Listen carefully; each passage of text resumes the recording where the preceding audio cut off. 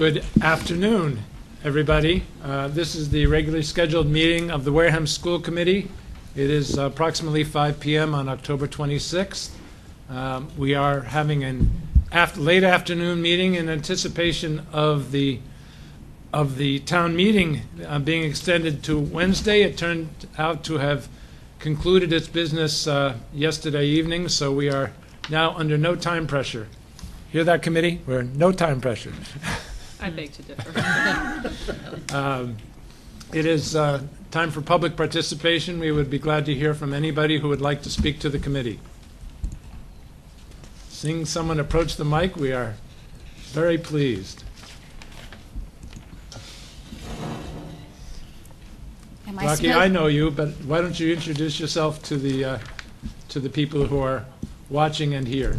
I'm Dorothy Heath. I live in Precinct 2. I have no children in the school system, but I've always had an interest in education in one way or another. I just wanted to say I'm sorry for what happened at the town meeting last night. It was a travesty.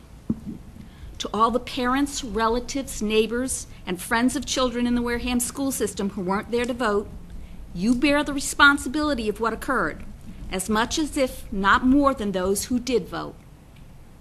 If you want the conditions in which your children learn and are transported to school improved to proper standards, then you had better make time to make your voice and your vote heard in April and beyond. If you don't, everything will stay as it is or deteriorate. Again, I'm sorry that there weren't enough of us there to make a difference. Thank you very much for your thoughts. Is there anybody else who would like to address the committee?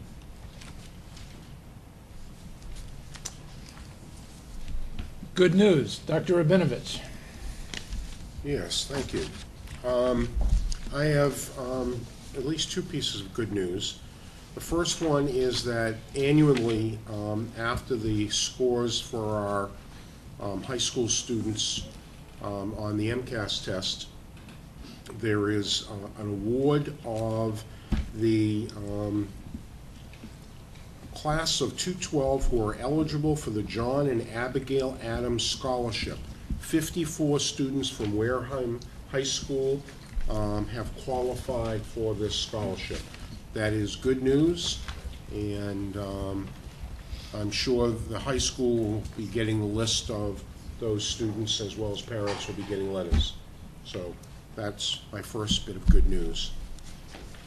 The second is, as you're probably aware, but when you have a school such as West Wareham Academy, you must apply for special acceptance approval status from the Department of Education, and I have a letter here from the Department of Elementary and Secondary Education to Bob Luzon, October 17, 2011. Approval status, full approval of publicly operated programs in Wareham, which is West Wareham Academy. So that is also good news that that program has been fully approved. Well done, Bob. Anybody else have any good news? Rachel. I just want to commend the drama students at the high school for a great job with their monologue. They had that not last week, the week before.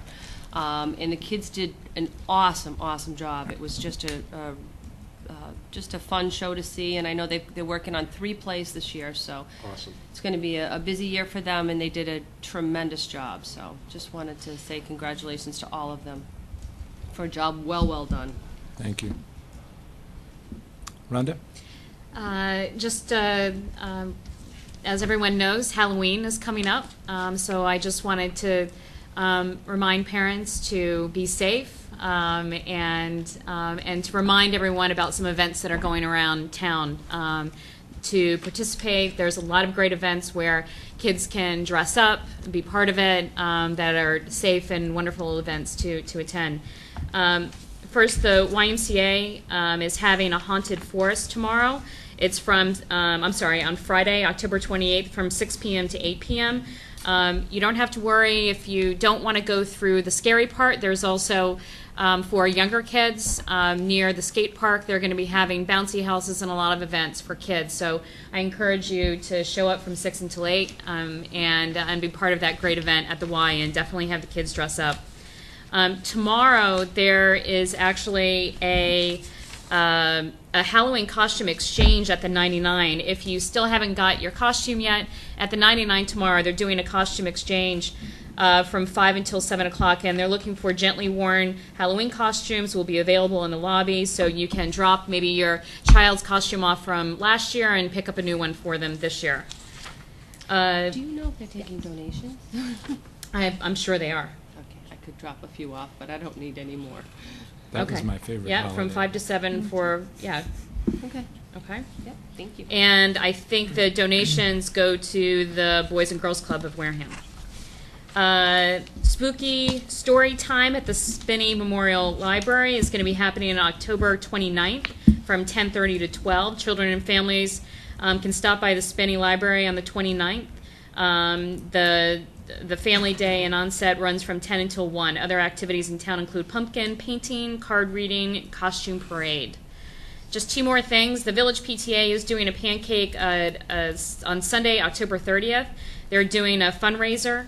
A pancake breakfast is being held at the Elks, and all proceeds will benefit the Village PTA. And also on the 31st, the Onset Foursquare Church is doing a trunk or treat. We got this, some of us got this in our backpacks today, our kids' backpack today, where you go and there's going to be cars and all their trunks are going to be decorated, and also treats for the kids. Again, another opportunity to dress up and be part of that great event at the Onset Foursquare Church. And that is all I had. Thank you.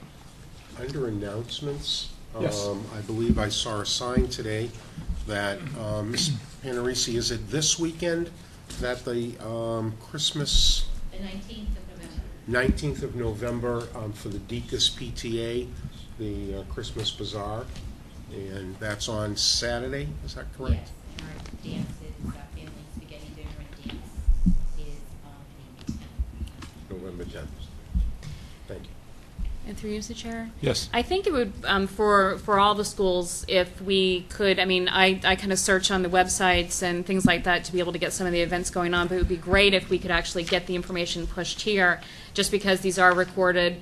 I hope that people are at home watching it, and it's a great opportunity to get messages out about fundraising events, all different kinds of sporting events, arts events, things like that, to educate the community and also parents. So if we can somehow get that information here, but I'll keep looking around too.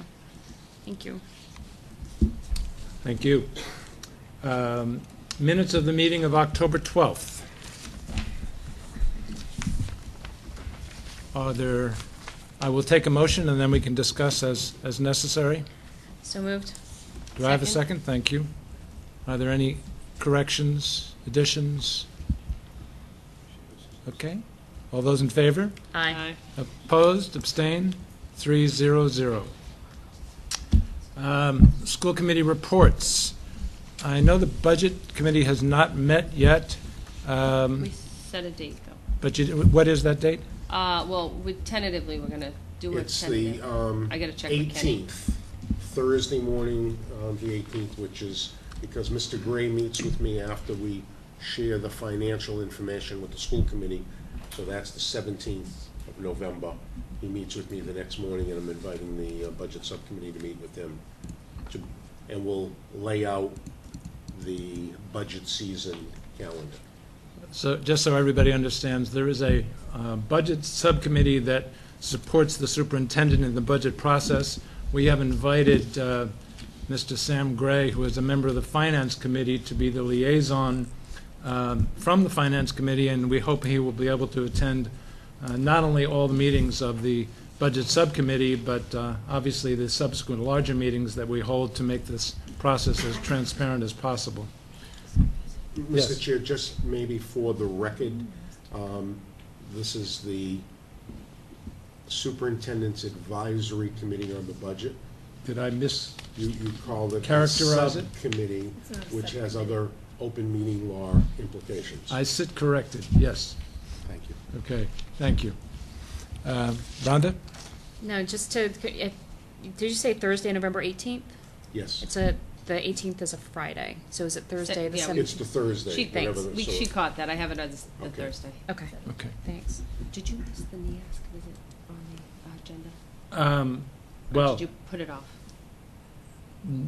we missed it under good news. We can Okay. certainly come back to it because I think it's worthy of note. I didn't know if you had a. No, that's a Okay. good point, thank you. But let's finish on the committee reports. Sure. For the Community Relations Advisory Committee, all that I can report on that is that right now, I have spoken to the superintendent, and what I've been doing is trying to get to all of the PTA meetings, at least one of them, to discuss what we're looking at when it comes to community relations. Again, we decided that having a separate meeting instead of working through the PTAs, which is a group of parents and teachers that come together to discuss different things at the school. Again, PTAs are not just about fundraising, they're much more than that. We thought that it was best to go through the PTAs to discuss what community relation needs they have, bring that back to this committee, and decide from there what the next step is. With the budget subcommittee, we haven't met since our last. Not the budget. Sorry. Policy review. The policy review committee. We haven't met since the last time I reported out on it. Our next meeting will be on Tuesday, November 15th. At 5:30 p.m. Again, these are meetings where community members can attend. I need to talk to Michelle about the list of policies that we're supposed to review because I think it's a little bit heavy, only because we're re-reviewing the policy on graduation requirements, thanks to the high school to getting that information back to us. But also on the agenda is the safety policy as well as the internet policy, and I think there's one other one. So I think that we're a little heavy there. So we're going to review that before we decide exactly what the next policies are. We still need to bring the recommendations back to this committee. We'll have that ready by next school committee meeting. And the Race to the Top Teacher Administrator Evaluation Committee has been continuing to meet. We will be meeting again shortly, I believe, early next week. And our focus right now is a workshop that we will be doing at the Massachusetts Association of School Committees and Massachusetts Association of Superintendents in Hyannis on, I believe it's November 12th, but I could be off a day or two. This will be a time for us to show the rest of the Commonwealth what we have been doing with respect to teacher evaluations and the collaborative process that has produce such good work between the association and the administration. Let's go back because Rachel reminded me that we should comment that the NEASC process was at least preliminarily successfully concluded. I think that's a fair characterization. Is that? Yes. I think the whoever the director of the group was pretty clear that they don't want us to publish or to record what was said, but from what we heard, it was definitely of a positive nature.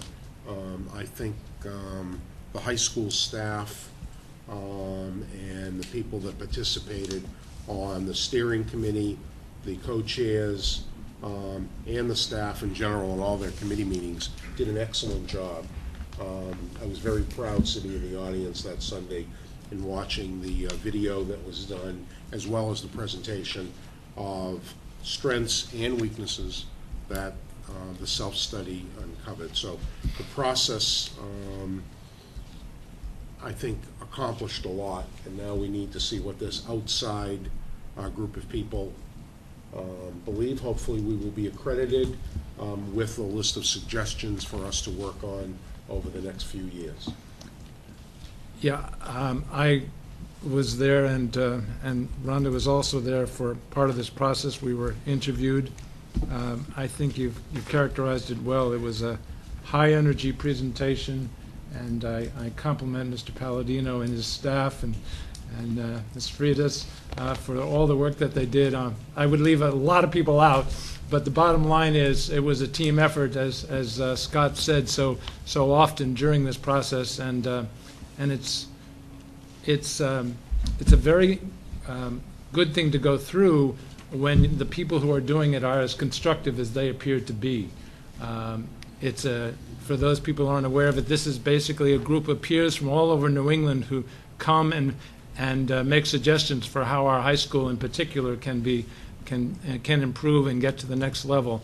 It's intended to be very constructive, but it ultimately, hopefully, will result in us being able to say we have an accredited high school, and that is something that means a great deal to the staff, because they are the ones who have made it work, but also to the community who sends their children to be educated there. So hold off on congratulations, but we're hopeful that the process was concluded well. Did anybody else have anything to say?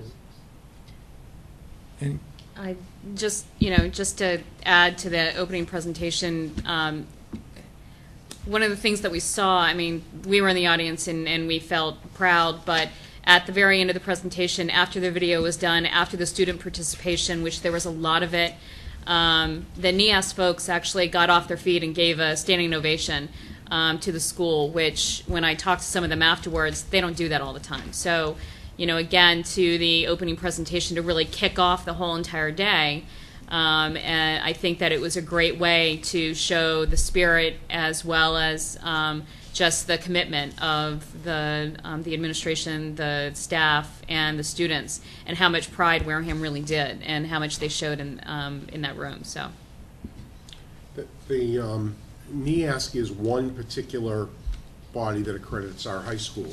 We also go through a NIAC accreditation for our preschool and for our kindergartens. So we also go for accreditation there. We also have, coming up in February, we have a district review by the Department of Education where 5 people will be coming for 4 days to do multiple interviews. So what I'm trying to express is that the school system goes through regular quality checks to make sure that we are doing what we should be doing, and we do get these accreditations regularly without much fanfare, but it is a regular process. okay, I have 2 things I'd like to do under the label of Chairman's report. One is I'd like to give you my perspective on the town meeting last night. We heard from one of our citizens, Mickey Heath, and I must confess that I share some of her disappointment with the results. In many ways, I thought we fought the good fight, but it was hard to find too much to celebrate after the fight. The one thing I can say is that the town has finally made a small commitment to recognize the capital needs of the town, which means that the meals tax that was passed will now be specifically, as soon as the state legislature passes it, which we assume will occur, the meals tax, which should be about $400,000 annually, will be used for capital spending. It was the hope of the school committee and the administration that half of that would be specifically allocated to the school department. Unfortunately, that did not take place, so that we will be having to work closely with the capital planning committee to make sure that the needs of the school department are met. That will be an extremely difficult process because there are so many needs within this town.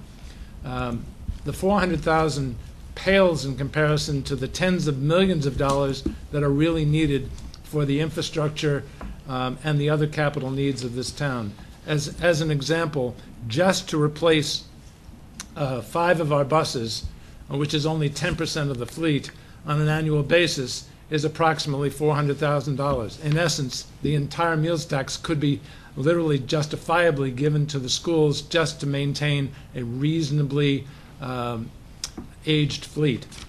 So at the suggestion of Rhonda, I think we need to get more actively involved in the capital planning process, and I'm going to ask the co-chairs if we can have a committee liaison so that we can make our case for the needs of the school, since $400,000 will be on the table every April. I am not suggesting that the good fight was not fought also at the Finance Committee level as well. I think the citizens had a very difficult task, which is to say they knew that the financial reporting from the town was insufficient, and therefore they were very nervous about spending any money. But the fact remains that our school buses are unacceptably aged, and it does present a public safety, more specifically a child safety issue, the older they get. And of course, we've been talking about this for a long time, and they keep getting older. The second thing I'd like to say in my role as chair is I don't think we communicate enough with parents, and I know the school committee does not communicate enough with parents. I have decided to start periodically sending a message to the parents from, in this case, myself, because as the chairman, if future chairs decide to continue this practice, that will be up to them. And I'm going to read you the first message from the chairman of the school committee. It's entitled, Partners for Success. Dear parents, you and your child's teacher are engaged in the most important task this town, state, and nation have. It's education, the education of its youth. Together, you will determine how much success your child has in life, whether he or she leaves your care and becomes an independent adult capable of positively contributing to our society. We also know that education is associated with good health, living longer, and perhaps the successful pursuit of dreams, passions, and happiness. The financial impact of education today means a person who doesn't graduate from high school is 3 times more likely to be unemployed. Even a high school diploma results in a job that pays far less than a person with a college degree, and an unemployment rate that is double that of those with a college degree. We all want the best for our children, and a good education is critical to achieving it. The team of parents and teachers must work well together, and your school committee wants to know when it is and when it isn't. Communicate with your child's teachers, and if your efforts to do so are not effective, make sure you take the next step and talk to the school's principal. If that doesn't help, the superintendent of schools, Dr. Barry Rabinovich, wants to know and will listen to your concerns. Finally, your school committee is committed to making sure we have done everything possible to ensure that your child's experience with Wareham Public Schools is as good as it can be. Don't hesitate to contact me if you feel your child's school is not succeeding in helping him or her become the best that she or he can be. Sincerely. I hope the message is clear. There's nothing more important than the education of Wareham's children, and it has to occur at both the home and the school. Teachers cannot do it alone, and certainly parents can't do it alone. I want that relationship to be a fabulous success, as difficult as that may be. So I hope we all, including myself, work hard to bring parents into the educational process of our children. Thank you.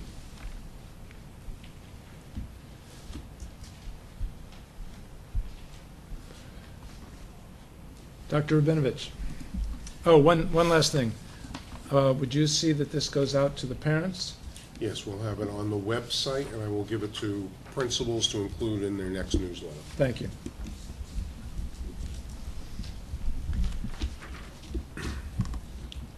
First bit of news in the superintendent's report is that on October 31st, I was told that the Mass School Building Authority will be coming to tour the Minot Forest School. What's the And date of that- that again? October 31st. I was told 9 o'clock a.m. at Minot, and that the Senator Pacheco has been invited, as well as the Mr. Brusso, because of his relationship with Catherine Craven, who is the outgoing chairman of the Mass School Building Authority.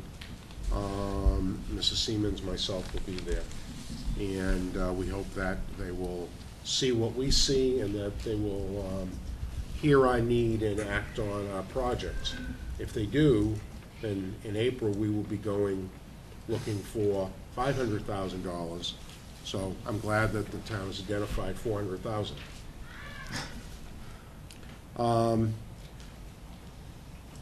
Tomorrow, there is a meeting at noontime with Mr. Andrews and myself and the chairman, Mr. Sweat, and the chairman of the Board of Selectmen and the chairman of the FinCom to begin discussions about the ongoing conversation of developing a plan for having buses and having newer buses than we currently have.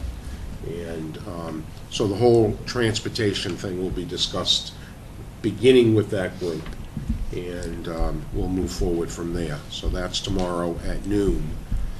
I wanted to just let you know that we had a request for information by Andrea Smith from West Wareham.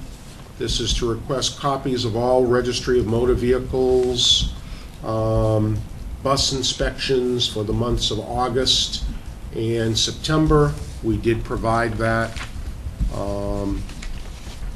to Ms. Smith. And on Monday, November 14th, the community, administration, school committee are invited to a reception for our exchange administrator, our shadowing Chinese administrator, who will be staying with me from November 13th through the 17th. He will be in Wareham. He'll be spending 2 days at Wareham High School on Monday and Tuesday. On Wednesday, he will be visiting the cooperative school and then going to Upper Cape to see the vocational school. And Thursday, we will be going to West Wareham. And Friday morning, he goes back to Boston and on with his travels. But he'll be in the United States for at least 2 weeks and visiting.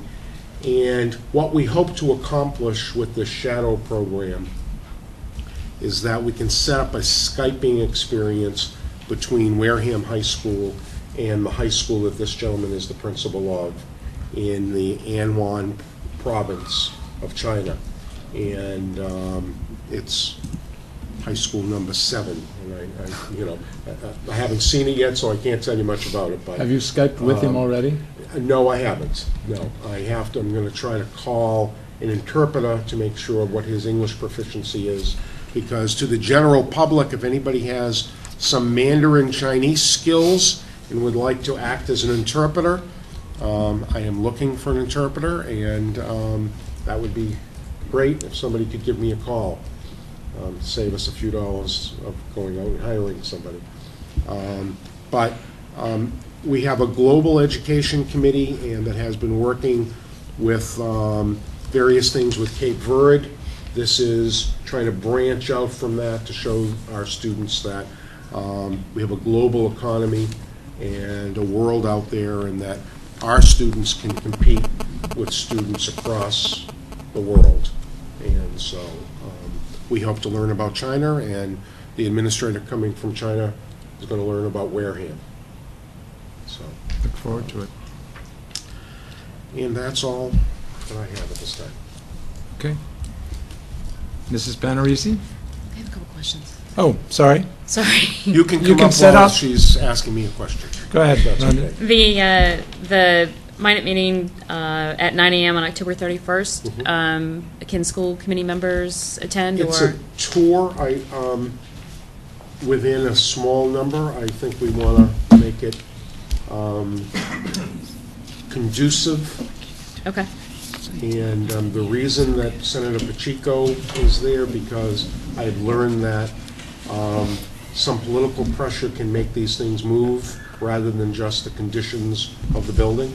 Yes. And the same reason why Mr. Brusso is there, because of his influence in this particular committee that Ms. Craven sits on. All right. So one of the suggestions at the coffee that Principal Siemens had just last week, there were many parents there. She announced that this meeting was happening. I think there was a lot of excitement in the room. And one of the suggestions was that if there's any way possible, going back to your point about communicating with parents, if there's any way possible that we can communicate this to our parents of Minot and Hammond and use them as a resource to call our representatives and state legislators to express their support for this and the need for it, I think it would go a long way. And so if we could put together some sort of communication that can go out to the parents, letting them know that this is going on, and we would ask for their support, and here's how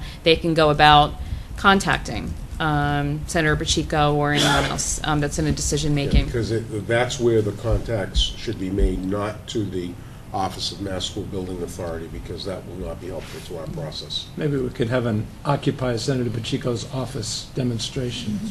Senator Pacheco has been very helpful in this process. It seems that every time we've had this tour scheduled, there's either been a hurricane or a tornado on the one before that. So Excuses, things excuses. have happened. You So- know, they tear the roof off of a school in the western part of the state. That took priority. So now that it's happening, I think that it would go a long way, and I think it would help our cause if we took a proactive approach, put together a flyer. Remember, I'm one of the parents in the elementary school now. I get about 18 pieces of paper a day, so I know that it can be done. So putting together a flyer to then send out to all the parents saying this is exactly what you can do to help us get the school redone, I think would be great. Just one other question regarding the transportation, the meeting that's going to be happening tomorrow. Just to be clear, in addition to, this group is being pulled together, in addition to talking about bus replacement and the long-term vision about that, it's also to talk about the long-term management of bus transportation. I know that there's a lot of questions about the reason why it... Transportation. Right. issue. Okay. I just wanted to be clear, it's not just about bus replacement, it's taking a look at all of transportation and discussing with an ad hoc group of different committees coming together to discuss the long-term vision. What will be discussed will be determined by that group when it meets. I understand. Okay. So it's a little premature to Okay. chart the course. All set? Yep, I'm good. Thank you. Now you're on. Hi, Welcome. thank you.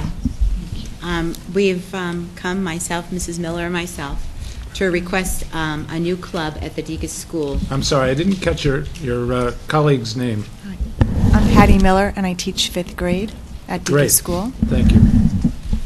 And we're here because we'd like to start a new club, one of our new clubs at the Deacon's School, and it's the Elementary Honor Society. And it's a feeder program into the Junior Honor Society and the Senior Honor Society at the high school.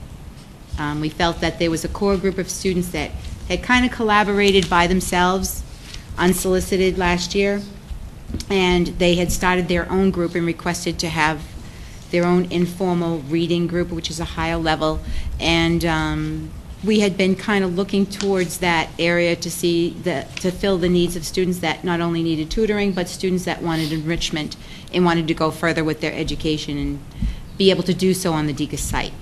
So this was one area that we thought that we could meet the student need as well as doing a piece of community service with, and perhaps doing some fundraising for the local organizations that need our help. Still moving towards citizenship, but also having that piece that there is a standard of higher achievement and goal setting when it comes to academics. You ready for questions? Absolutely. Rachel? I don't really have any questions other than how many kids are you up to at this point? I know you started out small. I know it was just a small group. Do you have a group that has discussed this, or? We haven't gone that far Oh, as okay. yet. There's a certain criteria of an identification process that we use. And being a standards-based school, it's a little bit difficult to determine, who is the A, because a lot of the schools that are in this organization use a letter grade. So we have looked at certain records and student interests and kind of follow the guidelines that they have. We haven't really done anything as yet, but I would imagine there's probably maybe 10 right now. We are also looking at... I'm sorry, just to be clear, 10 that you would view as eligible, is that what you're saying? 10 that have expressed interest. I'm sure that if we open the invitation to more, there would be more. Okay, I just wasn't clear. Go ahead. Oh, that's all. We are partnering also with the organization, the Seaborn organization down the street. They had approached us to use our facilities, and in exchange, we asked them to partner with us on more of a STEM type of project to try to bring that scientists in for us. More of a mentoring type of situation, but when they started talking that they'd like to be more involved in the school and do more things with our school, we were like, that's fantastic. So we kind of started off very, very small, thinking that this was just going to be a small little club, and we're watching it expand, out the doors to down the street, and that's just a fantastic thing to get those guys in there. That is great. Thank you. Rhonda? So just again, can you just do an overview, the requirements to be part of the group, and also what the basic... I believe there are certain standards, Great. grades that have to be met. So they're in There are here. criteria. Okay. Just as there are criteria for SES tutoring. So the criteria for this particular group would be a high academic performance. Okay. Behavior. Behavior has to be on the spot. So are you going to be putting together I'm trying to ask, is it going to be,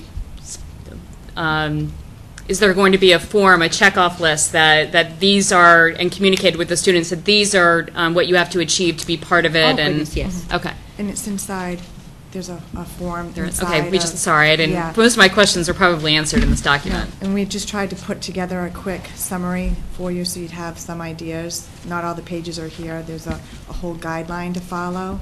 So there are like benchmarks that you should follow to have a successful program. So there would be guidelines for the students that they'd have to, and for us to evaluate the students. There's a process.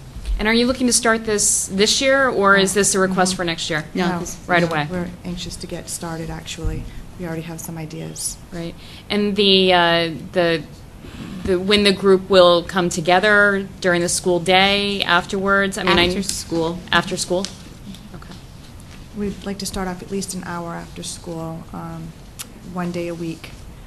And if needing, when we're doing larger projects, because one of the ideas behind it is to do community service, and you need to do at least one large project. Nice. So the children would have to, we'd imagine we'd need more time than the 1 hour a week for that.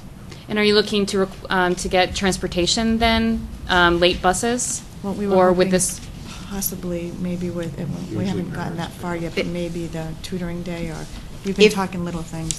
One of the things that we wanted to do with the tutoring, if we did the clubs that we want on the same tutoring days, and then if we asked our PTA if they would help with the buses, that those buses would be able to provide transportation not only for the individual clubs, but for the SES tutoring as well. We feel as though we probably would get more of a response on our tutoring side if we were able to provide transportation for the students.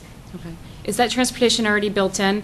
I think that what I'm looking for is, are there any budget implications of starting this group? will there be any additional costs? I think that's the reason why. I mean, There are some costs. The costs can be absorbed through PTA and through student activities accounts.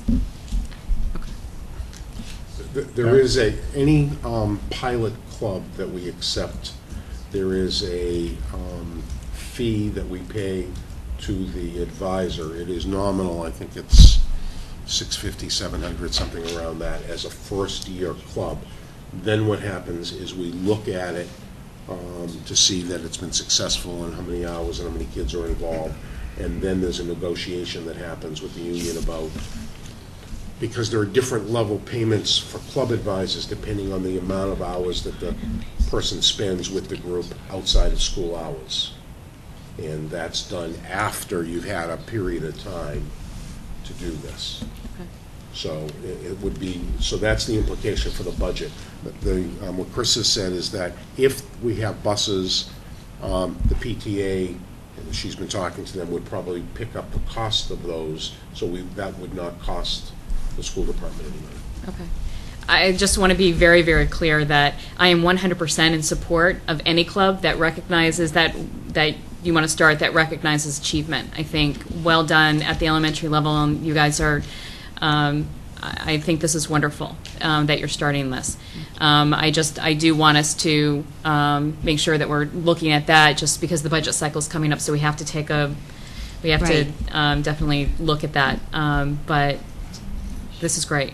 Thank you. There was another teacher too, she hasn't been sick sorry? yet. There is another teacher I wanted to say as well, Erin Higgins, but she was ill today and she did want to come, so I just wanted to say her name as well. Thank you. Like a co-advisor kind of thing? Yes. Yes. We figured that we could kind of bump the numbers up. We're hoping around 25 students for the first year, with the idea that there'll be many more who will want to, jump up into this. But they have to make the standard.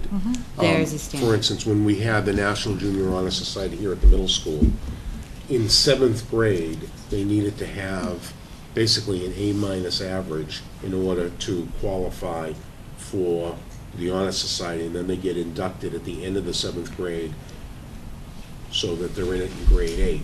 So you'd have to look at like a grade 4 average to be qualified for grade 5. And it was grade 5 that you were talking about doing this with?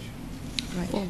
Well, we were thinking possibly even some 4th graders too. 4th and 5th. So say that averages to be 5 Mhm. top students in each 5 of the 5 classes, and we were interested in having 4th graders.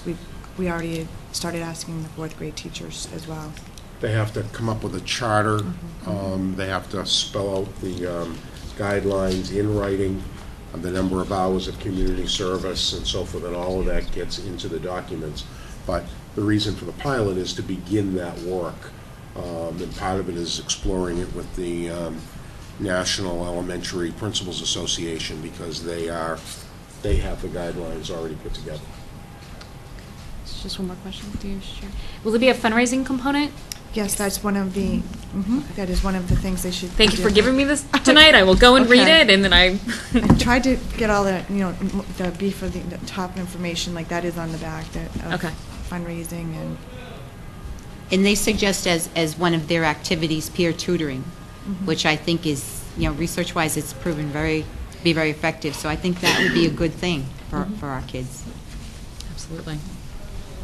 What's that? Thank you very much. I love the idea. It's very clear in talking to the parents with whom I do interact that enrichment and rigor, but Yes. certainly enrichment is one of the hot buttons for them. So anything we can point to that is an enrichment activity with real substance to it, and recognition of the value of achievement is great. I do sit here wondering a little bit about how early we should be recognizing sort of standard achievement, because there could very well be some, I guess the phrase is jewels in the rough or something, that don't show up necessarily on a report card, but that still are outstanding individuals with whom we want to send a strong message that we recognize your effort and your talent, and it may be a unique kind of talent, but I'll leave it to you educators to figure that problem out. It's a nice problem to have.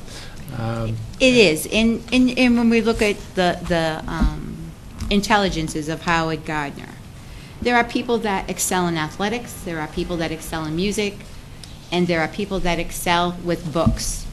That's their deal. And they need a space at our school, too. They need to be Amen. Yes. comfortable, and they need to be recognized. So while we do have our chorus, and we do have our instruments, and we do have our band, and we have all of these clubs, we have our care program, we don't have anything formal that recognizes achievement. And I'm just a little bit afraid of that piece going away. I need to instill that in our school and make it as much a part of our school as athletics and music and all the other Not just your school. intelligences. It has to start someplace. Absolutely, absolutely. I applaud the efforts. I thank you for being here. Is this something that needs a vote to Yes. approve? That's what I thought. Approve the pilot club. But it's a pilot club. Yes. And the official name of this pilot club will be National Junior Honor Society. National Elementary Activist. Honor Society. National Elementary. So I will take a motion. So moved. Second? Second. All those in favor? Aye. Aye. Opposed? Abstain? You have your pilot for Thank you your very, very Thank much. you. National Thank Elementary you. Honor Good luck. Society. Yes, keep us informed. Thank you. You will see them. I hope it can expand Yeah, absolutely. across the board. I think Well, it's, now it becomes the Palladino I was about to show. say, yes, and now it becomes the Principal Palladino and his staff show, so. Well, we'll call up students first, obviously. Stay in order here. Senior prom.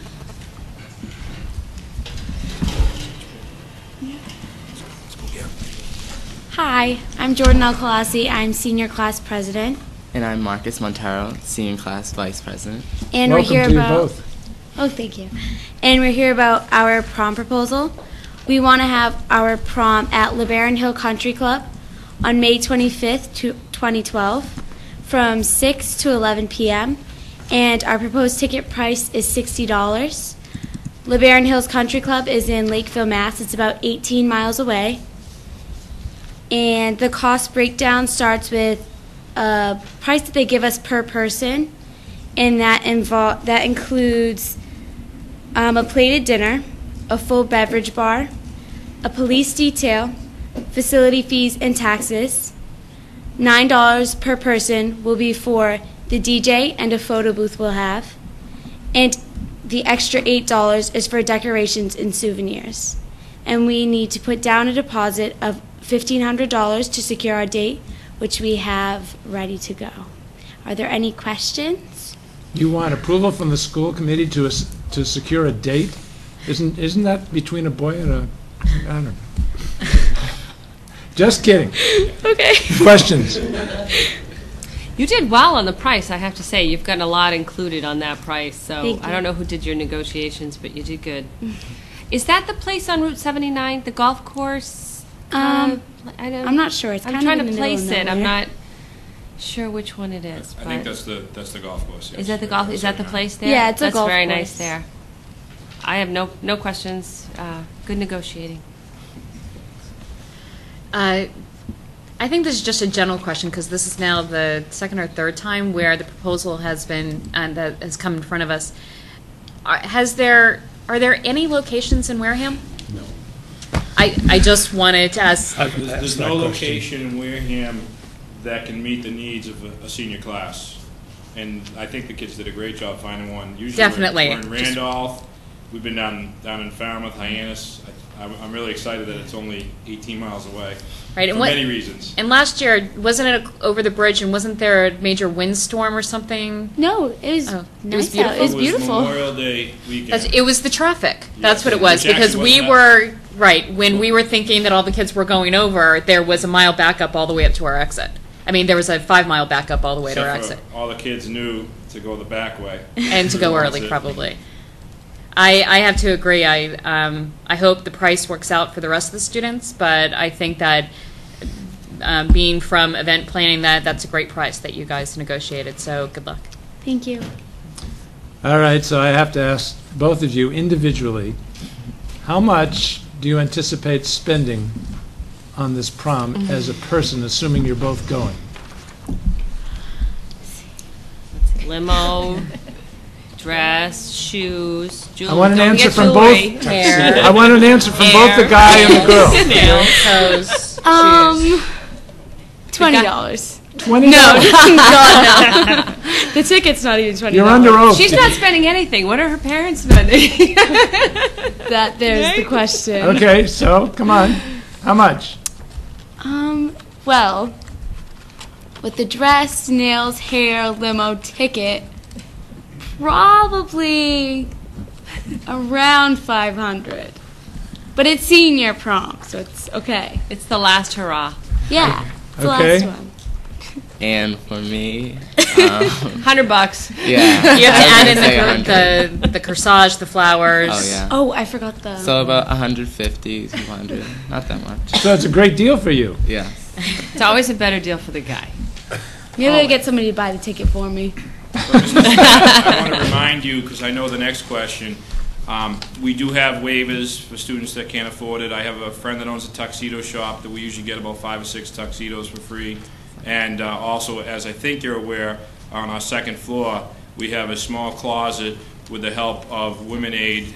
We probably have 500 gowns in a closet upstairs. So I kind of think I knew where the next question was going to go. So every kid can go to this prom regardless of their socioeconomic status or the situation that they're dealing with financially. We do allow for kids that have some financial issues to still attend. And I think that there's organizations that help with that also, some like dress swaps. Or I haven't I've got gotten enough- there yet, but I know it's coming. So We've got enough gowns to outfit Yep. every single female in the high that's school. great. So it's, well, too, and if people have gowns tucked in their closet, make the donation. yeah, I have one every that I year have the old worn. company store does Yeah. does something for us with that. Great. I love it when someone anticipates my questions so well. I'll take a motion to approve the plans for the senior prom. So moved. Second. All those in favor? Aye. Aye. Hi. Okay, you can have a vote this time. Enjoy your last hurrah, though, when it comes Thank comes you. around. Thank you. Have fun. Sir, Thank you very much. have you guys picked the theme yet? No, not yet. Okay.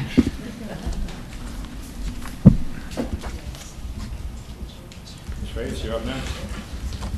On this point, yes.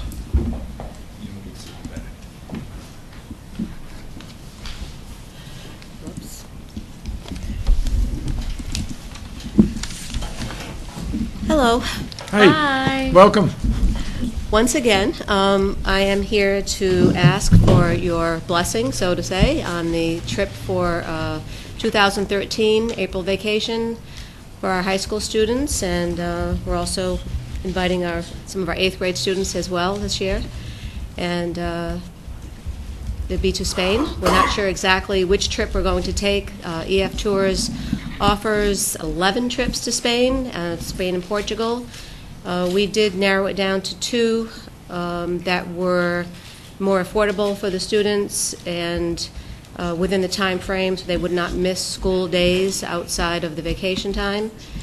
And we will probably have the vote on probably the second meeting. The first meeting that we will have with parents will be of interest only, to see how many students are interested in traveling with us in 2013, and then we'll have a meeting after that regarding which trip that they prefer to take.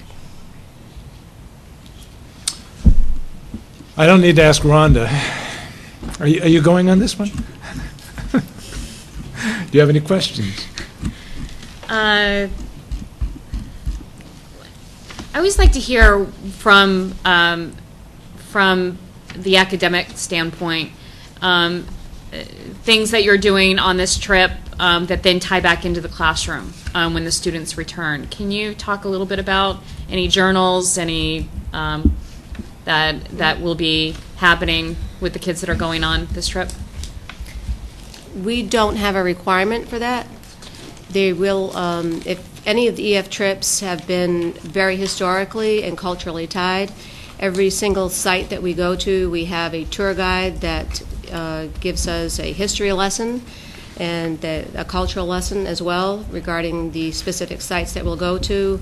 There's information that is shared with the students about architecture, history, culture. They experience the culture firsthand. We do have, there is an option to offer credit for that, but that is not a mandatory component. Last year, did any kids take advantage of the credit? Yes. No, I had one student who was considering that initially. It is a very rigid program, I will say, very high caliber. There's a lot of requirements with it. It is an internationally accepted program in terms of the educational component, what the requirements are, and the student opted out of that. I will say, having been on 4 different trips, that the amount of information that the students will learn and bring back with them is an incredible amount. The firsthand experience is not something to be replaced by a book or an internet experience or just, secondhand information. What they will get out of the trip is really phenomenal. How many students participated last year? And you participated last year also, correct? Last year. It was No. 2011, yeah. We had 24 students last time. 24? Mm-hmm. Were there students that wanted to go but couldn't for some reason? I'm sure there were. But none that you were aware of? I'm trying to understand, what is it mostly financial? There are obviously financial. I mean, the cost of the trip is close to $2,000, and not every student can afford that necessarily. One of the reasons why I like to plan it out so far in advance is that it does give the students opportunity to, whether they're working part-time or, saving that money for almost 2 years. And we do allow them, we provide them with fundraising opportunities, correct? Is that last? I might be getting if the students and the parents are readily able and involved to do that, we'll be open to that. But I know the first trip that we did try that, there was more work on my part than there was on the students' part, and we did not raise much money, so I have not had fundraisers over the last few years. It's not that we haven't been open to it, but it isn't something that we have done. The students were not interested. There is a difference between, for instance, when there's a class trip, like when they went to Florida, that had a component where children did fundraising. This is an enrichment opportunity that's provided. So really it's about meeting with them and giving them the opportunity to plan ahead so that from their side jobs they can raise money.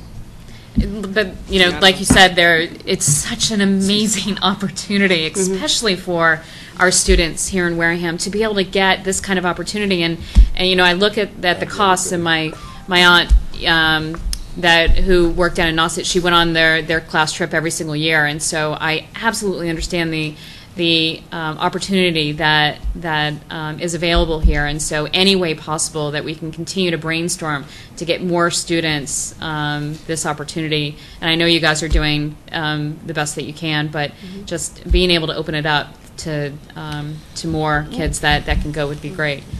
Well, that's one of the reasons why we are going to bring this to our middle school and the 8th grade, actually.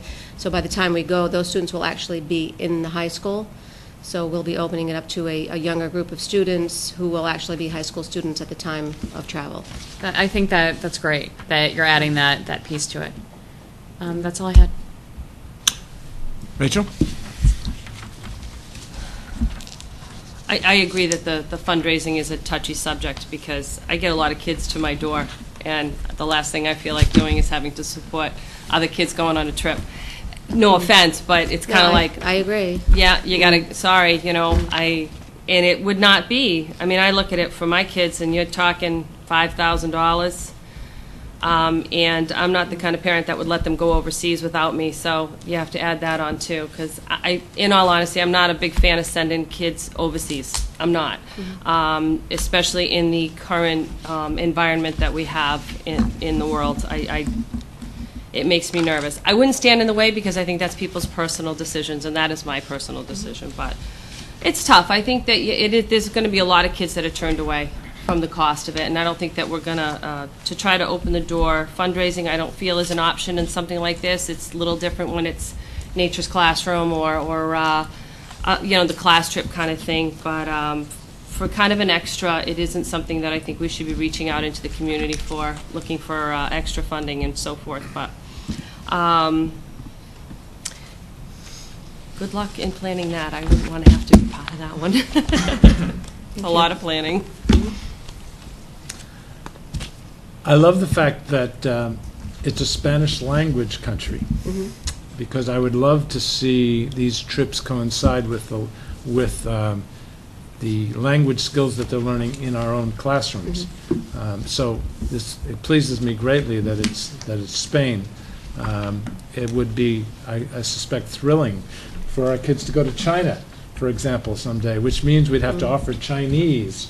And yes, I know. You mean the teacher?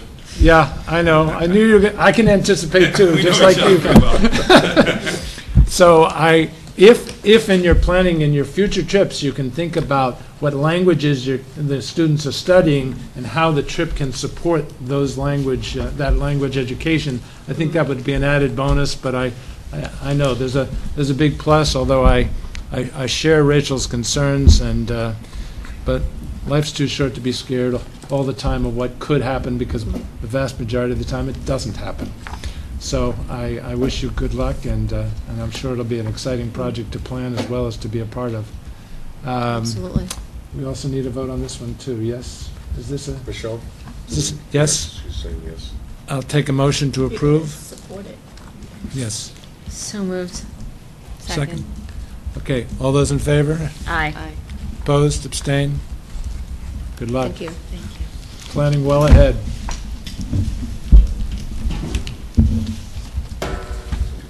Mr. Goldman, you are on. Welcome, Steve. Good to see everybody. Thanks for having me here today. I'm looking forward to this presentation. I think we're manual here. Apologize for my back.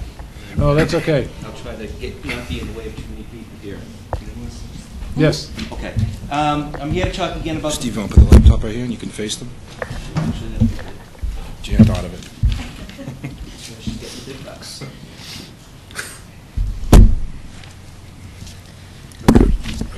So I'm here as a follow-up to the school committee meeting I attended last spring to report on where we're at with the 5-year follow-up. I do have some data. I'm disappointed that we have not had the collection that we had hoped to, but I'm going to go through the process of what we've done so far and what we continue to do to try to get more information on this.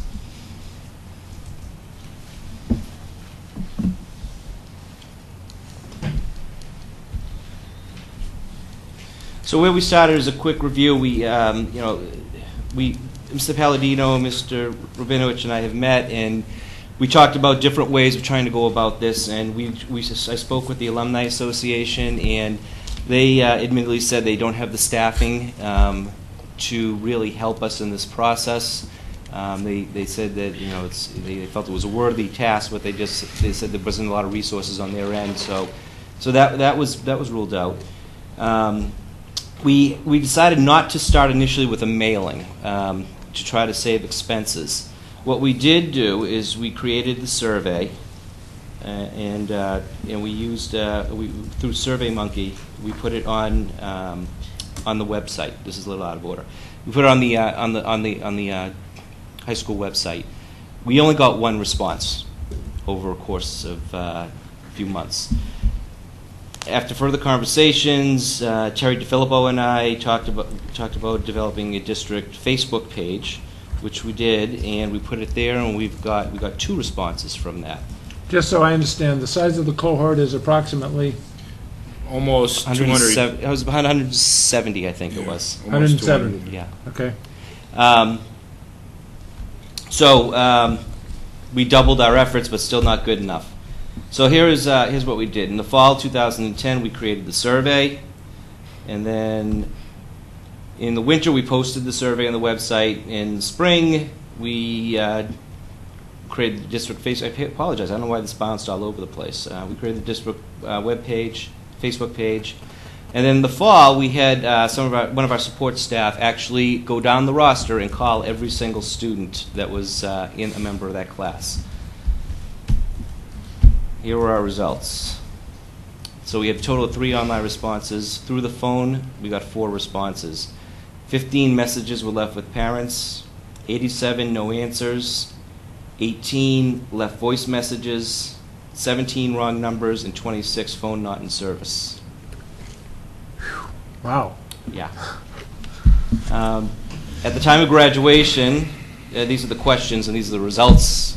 I'm not sure how statistically valid they are at this point, but I'll run through them for you. First question was at the time of graduation, it was your intention to. 2 people said attend a 4-year private college university. 3 said 4-year public college university. 1 said community college. And 1 said to be employed full-time.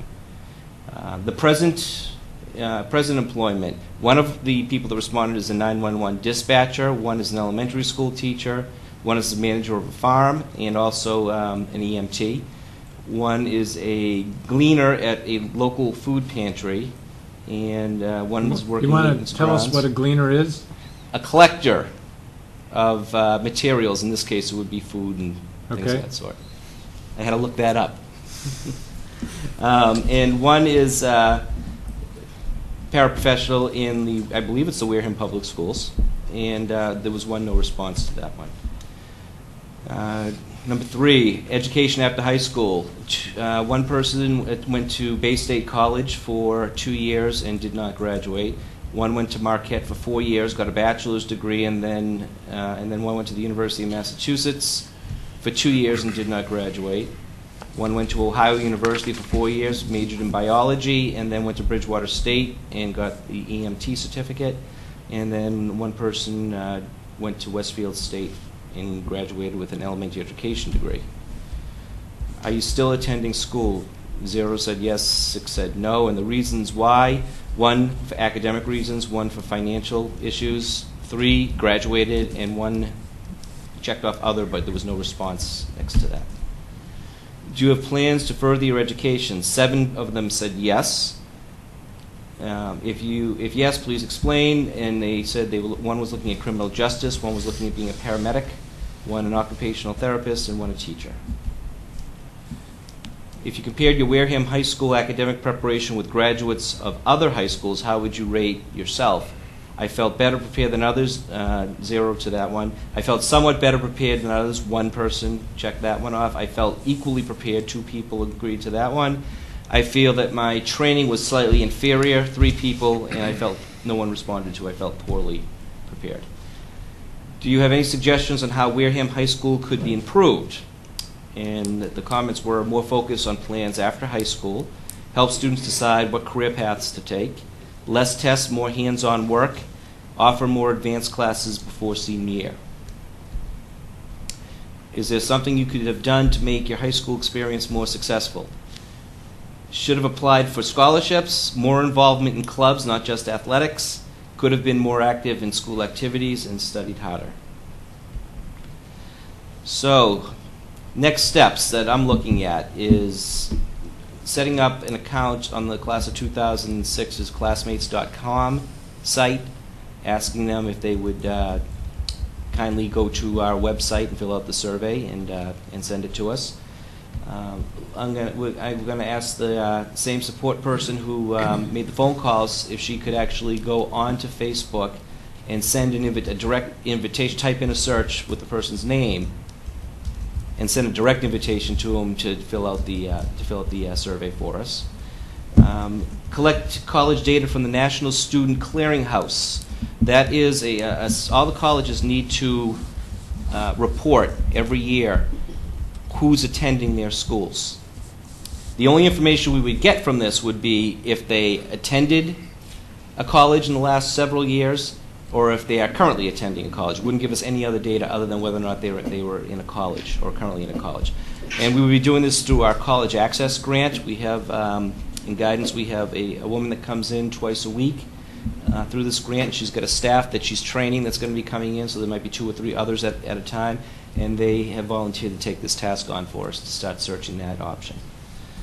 We still have the option of the mailing. I'm still a little skeptical of that, only because if that many people had changed phone numbers, I'm wondering how many moved out of town also. For the class of 2012 and beyond, we're hoping that we are going to be sending the survey out electronically through the Naviance program, which I am going to be demonstrating for you in a few minutes. Questions? Rachel? No, I'm actually not surprised at the response, to be honest. I'm really not. I would definitely hold off on a mailing, and if you can go the, whatever free route you can, like through Facebook, if if you still want to collect data, I would go that way. But I think that a mailing would probably be very disappointing. But I'm really not that surprised.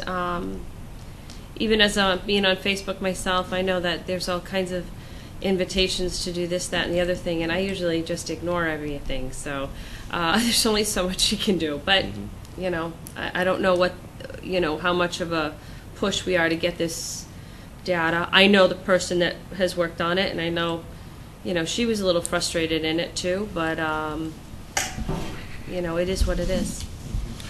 I don't. The frustration is echoed because obviously there's a lot of time that's put in on this. But I want to assure you that we, even with the responses, the minimal responses we received, I think it's some good feedback. So it's not something we're just going to say out of frustration we're going to drop the ball and say forget about it. I think we're going to, we have a plan moving forward. But I think there's other venues that we can probably get some more alumni to respond. I'm sure I'll make some kids happy right now when I say less tests, more hands-on. I'm all for that myself. So again, I think everything that's up there is valuable feedback. Yeah, no, it is actually. It really is. I used to do the surveys over at the office, and yes. we get very, very interesting replies. Not a lot of useful information. You kind of have to pick and choose. So. Well, I'm a stubborn person. So I will continue to plug away at it. I can't promise you anything spectacular, but we will. It's not easy. To work at It's not an easy task. It's not an easy task at all. So, thank you for your work. Thank you. Good luck. Rhonda? So we're just concentrating right now on the 2006 class, correct? Because we're 5 year. 5 years. Okay. How are alumni events happening today? So reunions. You usually get, do you know what the standard participation rate is for, the 5 year is? And is there coming up a 5 year reunion? I believe there is I believe it's in December. We're working with it. We used to have more involvement back when we were allowed to have the senior class leave money in an account. They had to come to us for their reunions, but I believe the state law changed, and we weren't able to. They have to basically donate their money to the school, as you may have seen in the class of 2011. So they've got we used to hold a couple $100 so we could help them with the mailings. Pretty much now everything goes through Facebook, and it's off-site, off-campus. So there's not a lot of involvement with the school, but I do know, based on I think something I saw in one of the local newspapers, that they are planning a reunion, but there's really no involvement with the school after they graduate with any of these reunion events, as there was, I don't know, Dr. Minich, 15, 20 years ago? I think where my shock is coming in, that there's not more coordination of this effort with the the folks that are putting on the reunion. I mean, if that effort is going on to continue to communicate, to get them involved in reunions, fundraising efforts, whatever it is, and then we're over here trying to gather information for the schools and trying to understand where our students went, how successful they've been, gather feedback from them, and those two things are going on separate. It's a waste of energy. It's a waste of all kinds. So it's just, I think that's where my biggest disappointment is that these things are going on separate, and here we are having this. That's an unbelievable turnout or rate of response that we're getting there. I think basically you're echoing Claire Smith's frustration, and she wants to get some younger blood involved in WAA, and she's working on that. As a matter of fact, I'm meeting with her on Friday.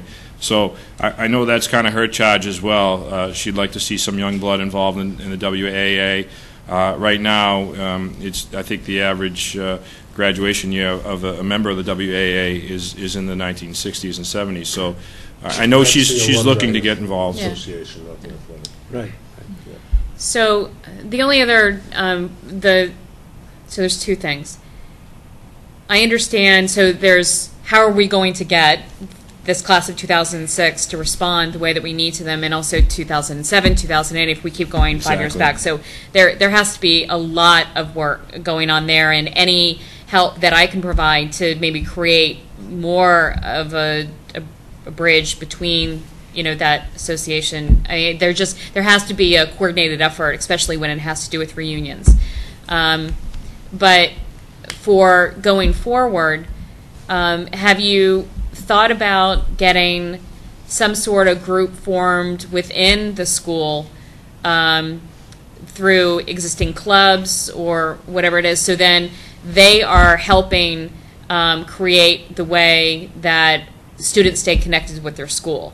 So whether it's in the football group, that there is, you know, this charge of creating some sort of Facebook page just for them, or with the different clubs, or for the school, whatever it is, so then there is just a connection. Because I mean, students from when they graduate 5 years out, they are still thinking about their high school years. They're still coming back. They're still engaged. It's once you get beyond 5 years when you start losing touch. But that, up to those 5 years, you still have that connection with your school. So I'm wondering if there's anything that we can do more of getting existing students in the school to help out in this effort.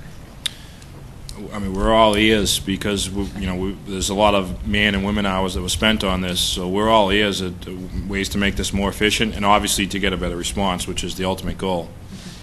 I mean, definitely we've got clubs, and that's a venue. I'm sure Stephen will look into that. But anything that you come up with, please, shoot Stephen or I an email. Any ideas, even weeks after this, because it's something we want to really build a decent database so we can have reliable data, because clearly, this number of students that we had respond, 6 students, it's not reliable right now. No, not at all. Just real quick, the one other website, there's Facebook and there's also LinkedIn. Those are the two places where a lot of people are signing up, and you can find them there. LinkedIn has become very, very popular over the past year for folks that not only have a job but are also looking for a job right now. Right. Good. Thank you. What's that? Yes. Thank you. I understand your frustrations, and I also greatly appreciate your efforts. I think I planted this seed a year or two back.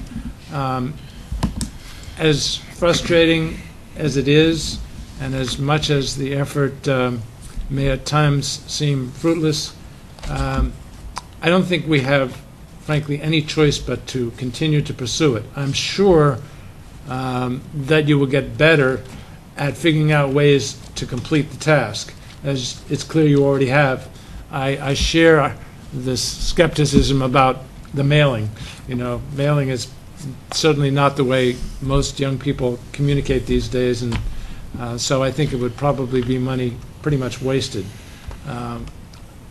But for us to be engaging in this incredibly important task and not to have some kind of consistent feedback about how well people are doing after they've left us is, to me, unconscionable. You just can't go about saying, oh, well, good luck. I have no idea how well I did, but good luck. So I think we have to do it. And hopefully I'll be around over future years when the data will be that much more valid. But I'm pleased to hear that even with the minimal data we've got, the comments are still interesting. Yeah, right.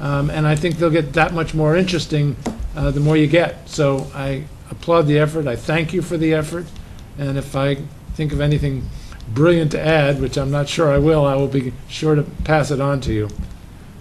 And our goal, as you're going to see in a minute, is that this Navion system in 5 years can take us to that next level, Maybe that might be a nice segue into Stephen's Naviance presentation. Okay. This is Naviance, and we're still working on a few things with the technology department. Terry DeFilippo has been fantastic with learning the inner workings of Naviance. She's talked with people at some of the surrounding communities that are using it, they're tech people, and she's really done a great job of trying to get some information here. We are almost have all the information. It doesn't mean we can start. We can start with the students, which is our goal, but she's going to continue to work on the inside stuff. I think the last piece she needs to do is just assign the counselor names, and she's trying to figure out how to do that right now. And I think we talked to email today. I think we figured out a way to do that. But we can still go forward. We don't. That's a minor piece at this point. What I have up on the screen right now is a fictitious student that I created. This is the one that we'll be using for samples with our students as we use this program, various aspects of this program with the different grade levels. So we have I'm a B student. I can't take credit for that name. That came from College Board. That's the name they use on their PSAT sample results. So I think we should change the middle initial. A. I like the A. Yes. We didn't want to discourage people that weren't straight A students. So what the page we're on right now, this is an internet-based program. So you can get this any place you have a computer and internet access. So there's a nice thing about it: the students don't have to do all their work at the school. If they're away at home and they have computer access, it's they can work on this at any time. The page that we're on right now, and I went in through my administrative page. But what we'll do is we'll put the link on our website, which will bring them right to the student page, and it's a welcome page, and we can actually post notes on it of important dates and things that are coming up for them, and we can do it by class. So if they're a sophomore, they wouldn't get information that seniors would be concerned with. So right now we're on the profile page, and you can see that I plugged in a few bits of information in here. What we're going to do with the students when we start the workshops with them is we're going to have them go into their profile. They're going to click Edit, and they're going to add in some information. They're going to put in an email address. If they don't have an email address, you have to have an email address to do this. If not, we will actually have them create a Google or Hotmail or Yahoo address, and they're going to have their own personal password. And they can update this information, so if they move, their phone number changes, they can go in here and they can update that information for us. The idea that they would do this while they were still a senior. I'm going to have a timeline by class of how we're going to implement this program. Okay. The nice thing about the parental information, which is blank on here, is the school that I was at before, we actually had the students put all that information in. Terry figured out a way to download all that stuff from PowerSchool. So that information, as long as that information is accurate, we'll have accurate information in here, and it's less time we have to spend with the students doing this type of stuff, and we can actually work on the program itself. We can tell by looking on here. Let's see, you can see the student is not yet registered. If you look over here in the red, and they have a registration code. What I'm going to be doing is generating some little cards with all the registration codes, and when I do workshops, I'll give them their card. They're going to go in, and they're going to create their own passwords and identification information, so no one can go in and mess with their stuff. Now, as a guidance counselor, I will have access. All my guidance counselors will have access to be able to go in and assist the student with things. We can see what they've been working on when they've. So if we have a student that comes in and says, "Oh yeah, I've been doing college searches. I've been working on it for a while," we can tell on here the last time they were on. How many times they've been on, and the last time they were on. And a lot of times the student's hasn't been on for 2 months, and they've only been on once, and that was the time we put them on. So it's a way of kind of keeping them motivated and going.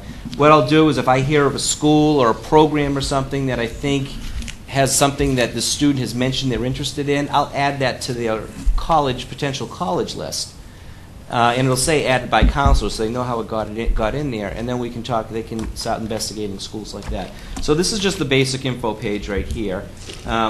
I could spend hours here, and I know you guys have other things you need to discuss, so I was going to highlight the two most important pieces that we're going to be starting the students on: career exploration and college searching. And I'll be happy to come back any other time if you want me to go into further detail on some of the other stuff that's here too. So we're going to go down to right here, add edit scores. We're going to be able to download SAT, PSAT scores in there. So when we start looking at, there's a way of graphing your GPA and your PSAT and eventually SAT scores on a graph with data from previous students from Wareham that have been there to see how they fared at some of these colleges and whether or not it's a stretch school, a realistic school, or a safety school for them. It's going to take us a year to gather some information from this class, so next year's class will really benefit from it because there'll be information on those histograms. So I can email by sending messages. The nice thing about the emailing component of this, I can email students only, parents only, students and parents. If I have a scholarship that's available for top 10 students in the class, I can separate it out and do it for top 10 students. If it's a scholarship for somebody of a particular race or gender, I can narrow the emails down that way and send them out to only those people. Okay, so college search. We have a college lookup, so if you have a school that you want to look at, go to college search first. If you have a particular school with college lookup, you just type the name of the school in and the school pops up. What we're going to do today is we're going to do a search, and this is what we're going to have our juniors start with when we do our college workshops with them. So we're going to start with school type, and we're going to go do a general search like we do for the typical student. A 4-year college. Private or public, I'm going to leave it no preference. We're going to click co-ed, and size of the town or community that it's in, not size of the school, we'll say anything but a large city just to narrow this down. There's about, I believe, 4,000 schools in this program. If you get too general, you'll get a lot of schools. If you get too specific, you'll get 0 schools. So you have to kind of be a little realistic about what you're looking at. If religious affiliation with a college is important, you can click that off right here. Quick question. 1 second. Yes. Where's the data being fed from for the school data? How is it updated, and where does that college data come from? That's a good question. When I finish the search, I'm going to get to that page, and you're going to great. see. Sorry. You can't see the histogram because there's no information there. It'll be blank, but you'll see where it is and how they can compare themselves against. They have 2 ways. They have a way of comparing themselves against Wareham High School students and how they fared over the last few years, and then they have the admissions page where they can compare themselves against the freshman class at that college right now. Okay. Okay. I'll ask my question when you get there. So I'm going to skip the religious affiliation for now because most of our students, that's not high on their list. You can do a search by range. You can say, within so many miles of this area code, or you can do it in a region or a state. Let's just click Massachusetts for now. And how do you know religious affiliation is not high on their list? Most of the students that I've talked to in the last year and a quarter that I've been here have said that that's not a priority. I think I've had maybe 2 students so far that have said that that is a must for them as far as college goes.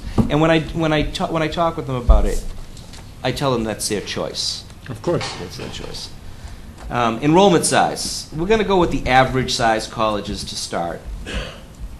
And that's that range right there. Let's go a little bit bigger because some of our smaller schools are getting a little bit bigger now. Bridgewater State is now the 2nd largest public school in Massachusetts behind UMass Amherst. It's 9,000 people, almost 10,000 people with the graduate program. Wow. Yeah. But they still have the small school environment there. Minority background. For now, I'm going to leave that blank. There's a way to sort the search later on by minority background. Residency and percent male and female, I'm going to skip those for now. And percent accepted, that's usually the first sort I do once I get the final list of schools. Sports. This is if it's an absolute must that you play at the NCAA level. If you'd be perfectly happy tossing a ball around with your friend outside the dorm, I always tell them don't do that because, for example, BU eliminated their football program a few years back. If you just like tossing the ball and playing in the backyard, and you click football, BU would never show up in the search because of a football program there.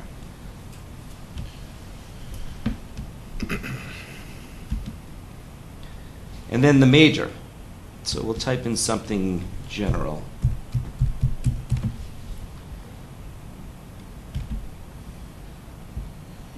And you can add as many of these different descriptions of business as you would like to.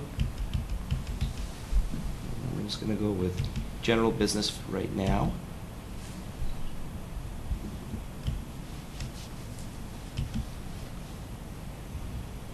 Can I ask, is there a quick search on this too? Or does the student have to go through all of these and check all these fields before a search comes up? You know, when you're searching for a job, you can go through the advanced search, or you can say, I want to go in Massachusetts. There's no quick search. I mean, other than just having the whole list of schools show up on there, there's no way of just kind of. There's no way to narrow it to 4 or 5 fields, boom, boom, boom, and then looking at the schools. But isn't it? I'm sorry. Go ahead. I was just going to say, but isn't it fair to say if you filled out one field like cost, Yeah. and then hit search. Yep, you can certainly do that. So each time you fill out a field, you narrow the number of schools. Yes, you can always. The nice thing about the program is you can save the searches you do. So I've had students in the past do a local search, and then they do a search because they have family out in Colorado and they want to do a Colorado search also. I've had students go in and edit their searches. They add a subject, a topic, they take a topic out. So there are ways of editing it, but initially, unless you know exactly what you're looking for, you got to kind of go through this the first time. Yeah, and I understand that. It's more they have to go through all the pages before they get search. So they can fit, if they just want one field, I want all the schools in Massachusetts. Yes, you can just go right to Massachusetts, click on it, and hit search, and it'll bring up all There the is search schools. at the bottom of each page. Yep. Okay. Yeah, that's what I thought was true. Okay. But It'll you're say right. show map. Yeah, I Might can't not see have that. been. Right. If it's not, then. Yeah, you're right.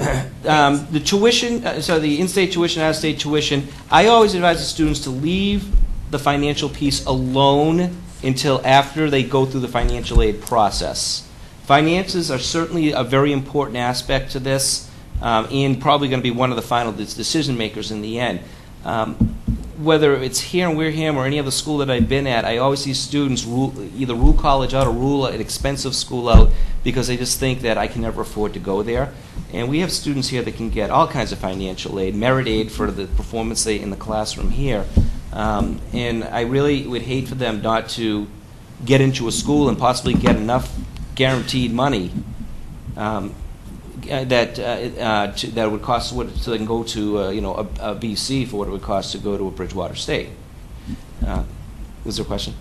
Back in the last century, yes, when I went to school, there were places that were known for, if you get in, we'll make sure that somehow you can afford to be there. Work, scholarships, whatever. We won't deny anybody, and we'll figure out a way for you to pay it. Is that still true? I'm not an expert in financial aid, and I don't think any guidance counselor is. That's why we always call in an expert to do our financial aid nights. What I can tell you is usually the majority of financial aid these days is low-interest student loans, not free money. A lot of it comes in the form of work study, so the money's put aside for you, but you have to work on campus to get the money. And sometimes, some of those work study jobs are great if you don't have a car and you don't want to have to go out at night and stuff like that, or during the day. Other times, if you do have those options, you can make more money off campus than you can on campus. A lot of those will find a way to keep you here are also contingent now on maintaining a certain grade point average. But Jeff, I think maybe to answer your question a little bit more, the EOC, which we talked about, they come in 2 days a week, and basically their area of expertise is financial aid and narrowing down the awards that the students receive and trying to put that into dollars and cents so the kids understand what they're getting involved in. And they're really the experts in the area of financial aid. Stephen talked about we bring people in for guest speakers for financial aid night for the parents. But really, it's the people that are there on Tuesday and Thursday that work with Stephen. This is the grant that Stephen talked about earlier. They're the people that really can help these kids because they're involved in pretty much their area of expertise is financial aid and the application process. So I feel moving forward that our kids are going to have that information, and I agree with Stephen that maybe in the past that was kind of a practice, but I think now it's all loans. And the people from the grant program have also guaranteed me that in second semester, when the financial aid process begins, they're going to be doing evening sessions for parents to come in, and they will sit down with them and help them fill out the FAFSA form and the profile, the CSS profile. So they're definitely committed to that. The next page is special programs such as ROTC, and then clubs and activities. Again, I tell the students to be careful with this, because if you check off something on here, not every school has a an orchestra, let's say, okay, or a television station. You'll have 0 matches. So if it's something that they absolutely want to do, yeah, check it off. If it's not, leave that blank and find out when you visit the school what's there to do off campus also. Are there activities that you can sign up for in the community? So we're going to show the matches now, and I believe we have 4 of them. We have 4, and you can see Bridgewater State, Framingham State, Western New England College, and Westfield State meet the criteria that you can see right over here.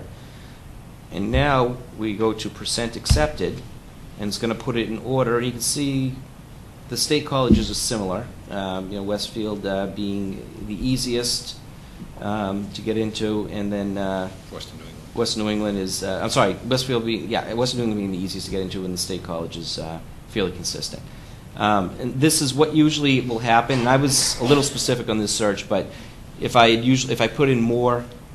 More criteria as far as states go and locations, like a lot of students do. We probably have a list of anywhere from 20 to 30.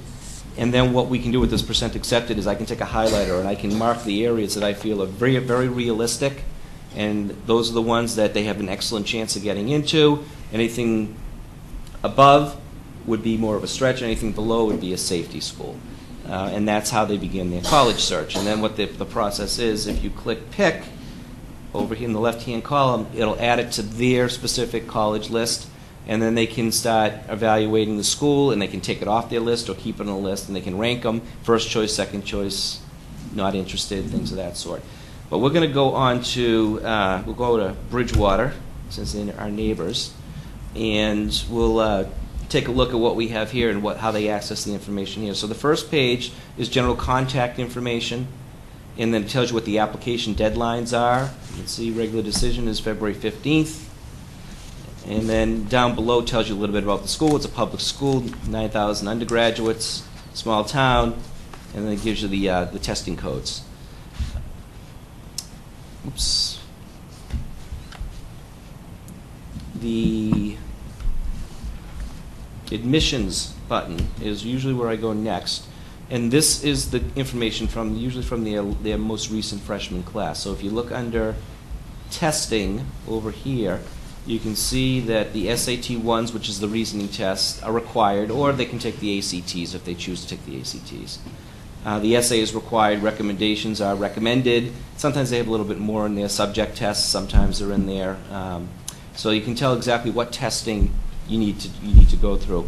One of the biggest mistakes students make is they think more testing is better, and they take subject tests, and the colleges then say, we want to see every test that you took, and College Board sends one score report in that case, and now all of a sudden their SATs looking good up here, their subject tests, which they just took because they thought, well, I'll just take as many tests as I can, are detracting from the other scores. So this gives them a better idea of what they actually need to send to the college. Over here in the test score ranges, you can see the SATs down here. You look at the math. The high average is a 560, low average 470, for an average of 515. And then they get the critical reading, 550, 460, 505. So roughly to get into Bridgewater State, you need to have a 1,000 SAT score and a 3.0 grade point average on our scale, which would be around an 80 or so. So between this information right here, you get a sense of what the college is looking for. When we go back to the histogram, this is what the histogram looks like, and it has GPA and either SAT converted to PSAT converted to SAT or SAT. We have it for SATs right now. What will happen is the student will be placed on here, plotted on here with a red circle. And that's going to be based on their current GPA and their test scores. You'll see green boxes, which are acceptances, blue diamonds, which are wait lists, and red X's, which are rejections. So if you're clearly surrounded by green boxes, it's a safe bet that you're going to get into that school, because Wareham still, it's just Wareham students now. The Wareham students that have applied there have done very well and have gotten it. If you're on that line or in the blue diamond area, depending on the competitiveness of the pool that year, it may be more of a stretch school. If you're surrounded by red X's, then I'm sorry. Yeah, if you're surrounded by red X's, then it's a rejection. If you're like way above any of the green boxes, that means it's a safety school for you. That they're probably going to not even read past the GPA and the SAT scores. So that is the other stuff in this page is they list extracurricular activities offered at the school and the costs and the aid and the programs that they offer and at what levels they offer them, certificate, associates, bachelor's, master's, PhD. The nice thing is we can keep our students on this long after they graduate, which will be nice for contacting them for information, how they're doing and what they're doing. And it's a nice service to them. If they just change their mind to what they want to do, they can always come back here up to this site and they can do their searching. That is the nuts and bolts of the college search piece. Any questions about that part? None, Rachel? It's a lot of information to take in at once. I usually do this in 2 workshops for our students. The only question I had was if it was accessible at home, and you just answered that. So, Yeah. no, that's actually really neat. It's a neat program, and it's going to be, I know, used in my household in a couple of years. I think it's a great tool for students that are looking for colleges and applying. And my question is, who is responsible? What company is it? This company that provides the website that is responsible for the content in it? Because college content, everything from what activities that they provide to the tuition, I'm sure it changes on a minute-by-minute basis. So is the company that we're buying this from, are they responsible for the college content, what is displayed? The company contacts all the colleges that are a part of this program every year for updated information. But it's up to the colleges to provide them with that updated information. When I ask them about their success rate with that, he goes, on occasion we find one that doesn't give it. He goes, but the majority of them, he goes, and I can tell you from my experience, admissions people don't miss a beat. These are marketers. These are people that would do very well in the business world. They know the importance of getting the word and getting the name out, and it's just as competitive for them to get the right students into their colleges as it is for any business to hire the right person. So this program here what is there a large percentage of high schools that use this program, and what is the biggest competitor for this type of program? Like when you took a look at this program compared to other programs that are out there. Bridges is the only other one name recognition that I'm aware of. I've been on the Bridges program.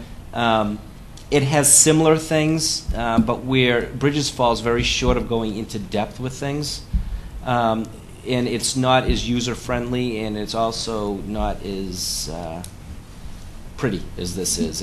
Things don't jump out at you when you're looking at it. So this is looking to be the leading recruitment tool for colleges out there for high schools to use. You've got the common application that everything can be sent digitally. We've got transcripts now that these schools are accepting through these programs that are sent digitally. I'm not going to get the phone call that, hey, Johnny's transcripts weren't sent out, because Mr. Goldman can go on, or I can go on and say, well, Johnny sent in a request online through this program for them to be sent out, and they were sent out on November 12th. Great. So we're excited about that. And also, Stephen alluded to it earlier, there's an opportunity for, even after they graduate from high school, for them to go back to get the transcript sent to their school. Say they transfer, and this would be kind of a situation where we lost the kid in the shuffle. Now they have to go online to request the transcripts to be sent out. So now, part of our 5-year plan, we know this kid went to such and such a school and transferred in as a junior, so it's going to help us in our tracking as well. And it also will have a current home address and contact number when they move. So this is kind of works in really 3 folds, but the big issue is we're able to meet with our students, give them up-to-the-date information. When we did this back in the day, we had a book this thick that you went through and you kind of cross-reference. Now it's all digital, and the parents can get involved, which is an exciting piece. It can be done at home, and for us, we can monitor graduates a little bit easier than what we talked about in the previous presentation.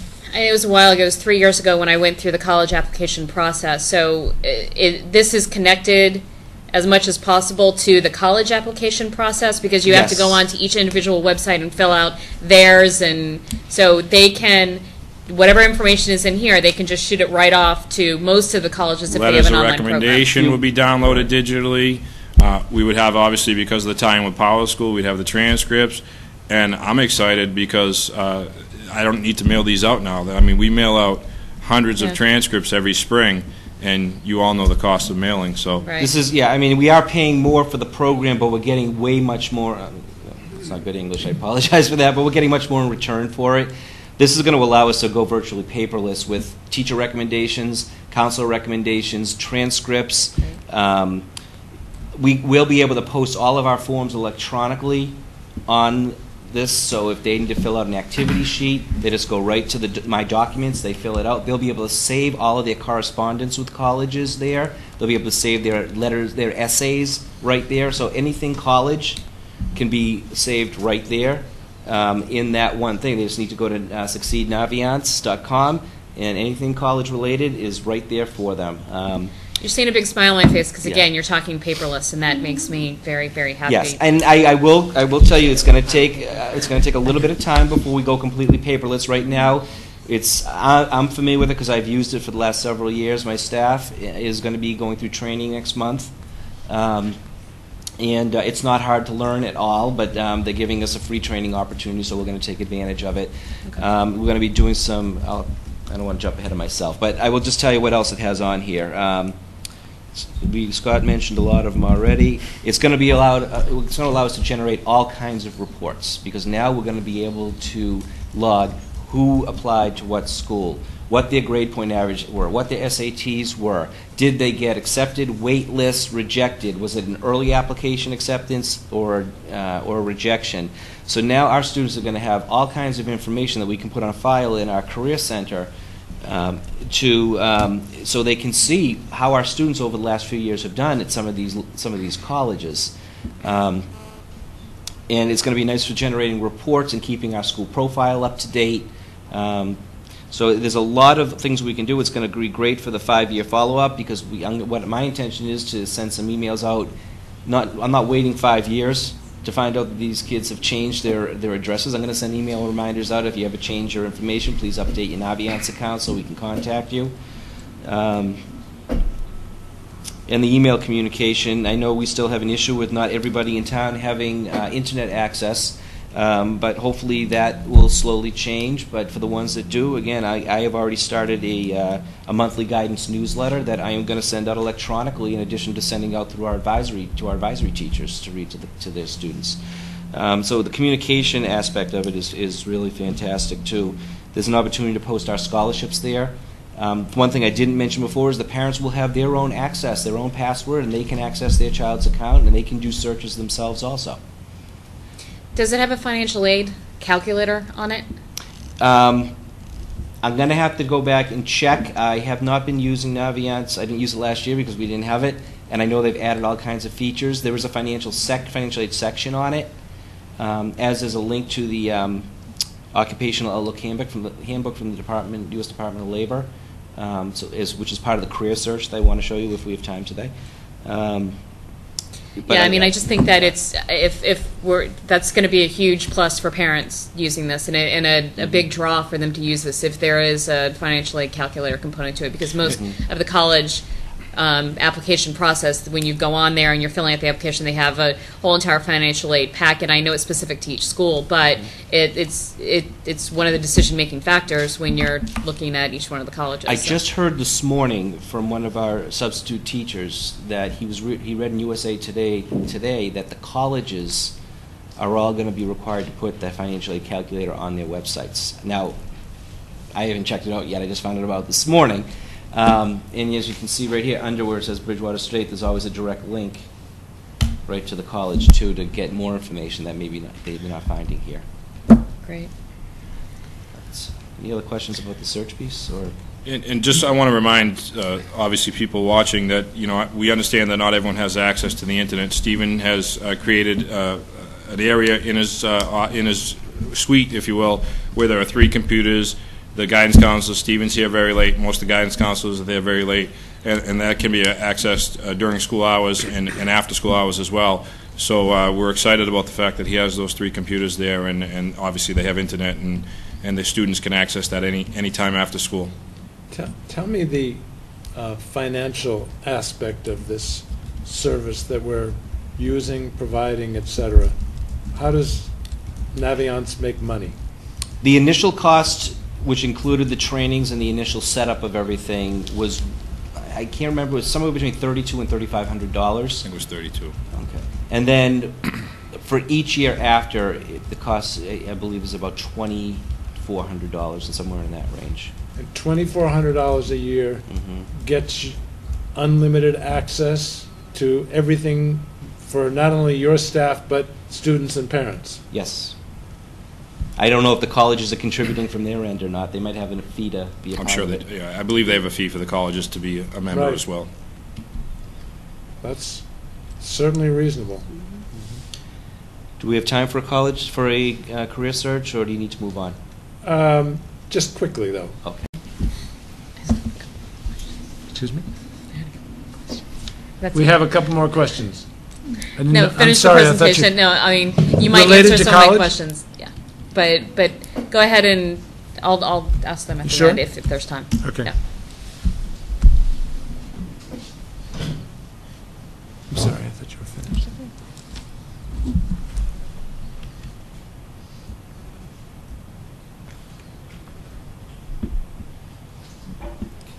This is actually the welcome page. You can see there's no message on there yet, but we haven't introduced it to the students yet. Careers, okay. Personality type. If you're familiar with testing, this is based on Myers-Briggs type indicator. It's the shorter version, thank God. So you can see we have a sample one that's in here. This person's an INTP. There's 16 different personality types. I won't get into that piece, but how we tie it in is when after the student takes this, it gives you a kind of a breakdown of your strengths, your blind spots. For a career to be satisfying, you should include some of this criteria.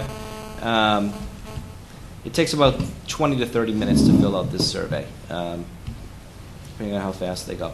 But this is what you come up with after.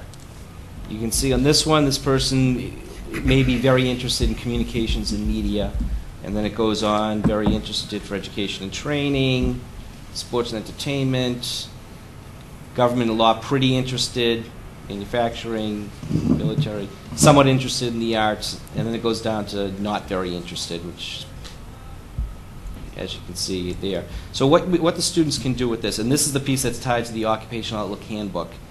But let's say we look over here on, we'll go copywriter. And what it does is it gives you a basic job description of what a copywriter does. And then the knowledge and skill areas one must have: most important skills, most important abilities, and 5 most important areas of knowledge. What tasks and activities a copywriter is involved with over the course of a day, and the wages by state, and they give you the average, high, low, median range of salaries, what the potential is. This is all from the Occupational Outlook Handbook. On the other side here, if you look at the field of study and click on it, oops, jumping around here. It now gives you a list of all the schools in this Naviance program that offer that as a major. So that's another way to do kind of a quick sort by major. And there's a lot for that. It's a popular major. So that is, it takes longer to do it than I just demonstrated because you have to fill out the survey piece and everything. But this is something we're going to be starting with our sophomores when we do our sophomore career workshops in March. And I parents have- take it? What's that? Can Can parents parents take take it? You'll have a password, why I know, not? right? My kid's gonna look on there and go, Yep. what are these results? If you'd like, I can give you a brief timeline of implementation, if you'd like.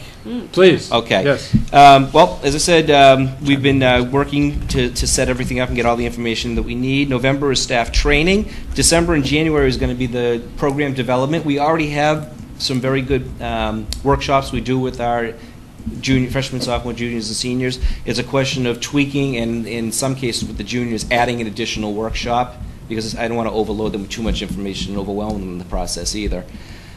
So what we're going to do is January, we're going to start collecting the senior contact information so we can keep in touch with our graduates when they leave. In March, we start our sophomore class workshops. We'll take the Do-What-You-Are piece and explore careers.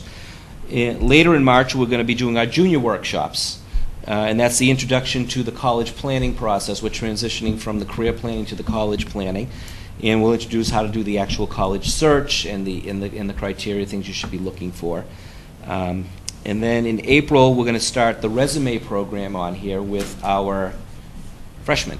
Now that they've been here for almost a full school year, rather than hitting them their senior year and say, oh, by the way, write down all the things you did since you were freshmen, we're going to have them update that every single year. So by the time they graduate, they're going to have a resume that is going to help them in the college process, or if they choose to go into the world of work, they'll already have their information.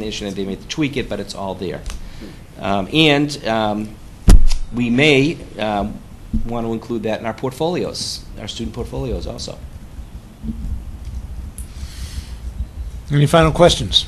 Yeah, I mean, I think it definitely should go hand in hand with the portfolios. I mean, you guys have done such a phenomenal job with the portfolio that, I mean, that is basically their resume. I sometimes wish they could take that big book and bring it in. I heard from the student at the NEAS that she did. She brought it in when she had her college interviews and stuff, but just carrying that throughout, I mean, it's an impressive book of work. So any way that can be tied into the resume process.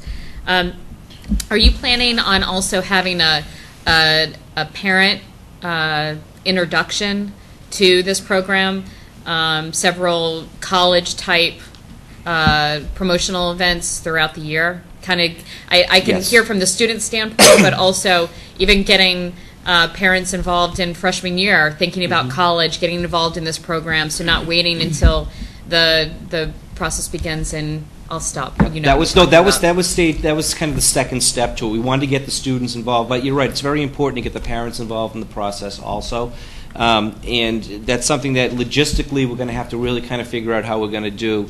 Mrs. Franklin has a program that runs roughly 85 minutes for college planning, and it's chock full of important information. I really think that I'm probably going to have to create a second workshop for our junior parents, for our juniors and our parents, and one in school, one at night.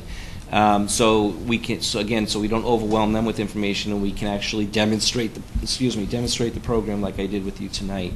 I actually have curriculum that I've already written from my previous school that really we just need to tweak and take one school name off and put the other school name on. So I mean, for the amount of time it's going to take me to do that, I spent more time setting up this than I would be doing that. So it's gonna take some time in planning, but as far as this year goes, I'm not sure we're going to have any direct parent introduction to it. Certainly, if parents are interested, if I'm meeting with them or if they call, I'll sit down with them and I'll help them out with it and get them on. But it's going to be a lot of work right now just getting the students up and running on this program. Okay.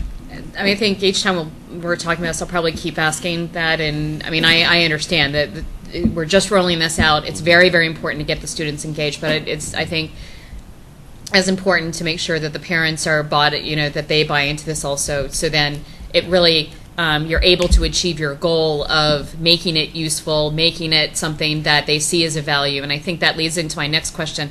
I see this as a huge benefit during the college application process, yes, the planning of college, as well as trying to figure out what career. I'm still struggling a little bit with how it's going to help us with the first part of the presentation, because all throughout it I kept thinking, what's in it for a student 3 years, they're almost graduating from college, they're getting into the workforce because, and so does it have any connection with, I think about today, once students have a job, there's a couple ways that they keep communicating, or there's a couple things that they still need. They need some way to, so LinkedIn was one thing that I mentioned, and another thing that I've seen out of college campuses is that they actually create listservs. So then, whether it's a class or if it's like they kind of bundle it. MIT does this. It's a maybe 5-year class. So then they're all communicating with each other. What are you doing? Do you have any contacts in this industry? I'm looking for this. I have questions about that. So if there is, I'm struggling, and you guys are probably already thinking about this, but constantly, let's just keep thinking about how this is going to be useful. Beyond just the application and the college side, or I think that this is going to be great, but then we're still going to be struggling 5 years ago to have that connection because there's nothing in it for the students once they get beyond that, even if they do transfer. I have a solution for that. We're going to have a lottery for the latest Apple product, and if you're up to date on your profile, you win a chance to get the latest Apple product. As I said earlier, my goal is to contact the students every year through the program, reminding, and I'm going to try to do it. What I'll do with this particular class that's going to be graduating in June is I'm going to remind them over the summer before they get their college email addresses and they start using their college email addresses. I'm going to remind them to please update Naviance. I'll probably send it out, in August, just before they leave for college.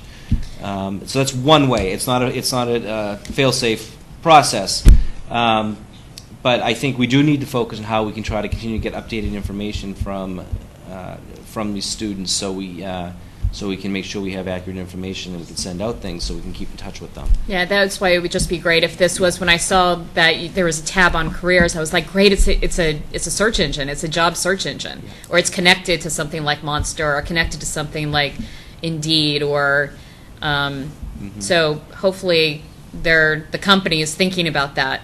And they're seeing this as not only something that can be used in high schools, but also as a benefit to alumni associations. I mean, that's the reason why, and there's so many questions in my head about this, because these two presentations are tied together. We just talked about alumni, and now we're talking about this. So it would be great if there was some sort of connection there, so then there is a benefit to students once they've gone beyond what this program is offering to them. And this company I've been using this program now for probably about 8 years or so, and it's grown leaps and bounds, absolutely leaps and bounds. And I jokingly said one day, I wonder if they're going to try to convert this program, because they keep adding more information, convert this program into a power school type of program with the information they're starting to generate and gather.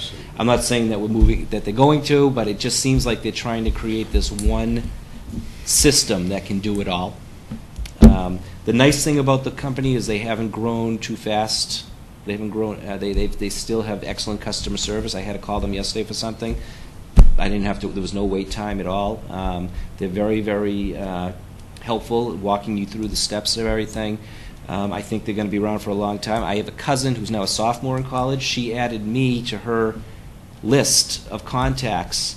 She's out in California, and she added me to her list because she had an excellent guidance counselor.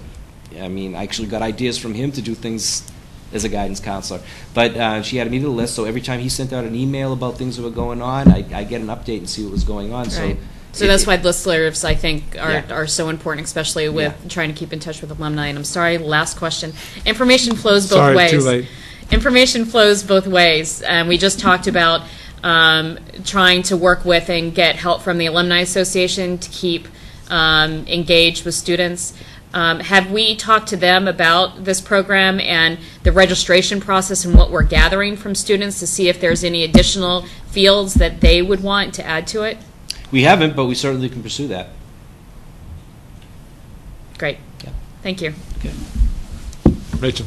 No, I took up her time. no.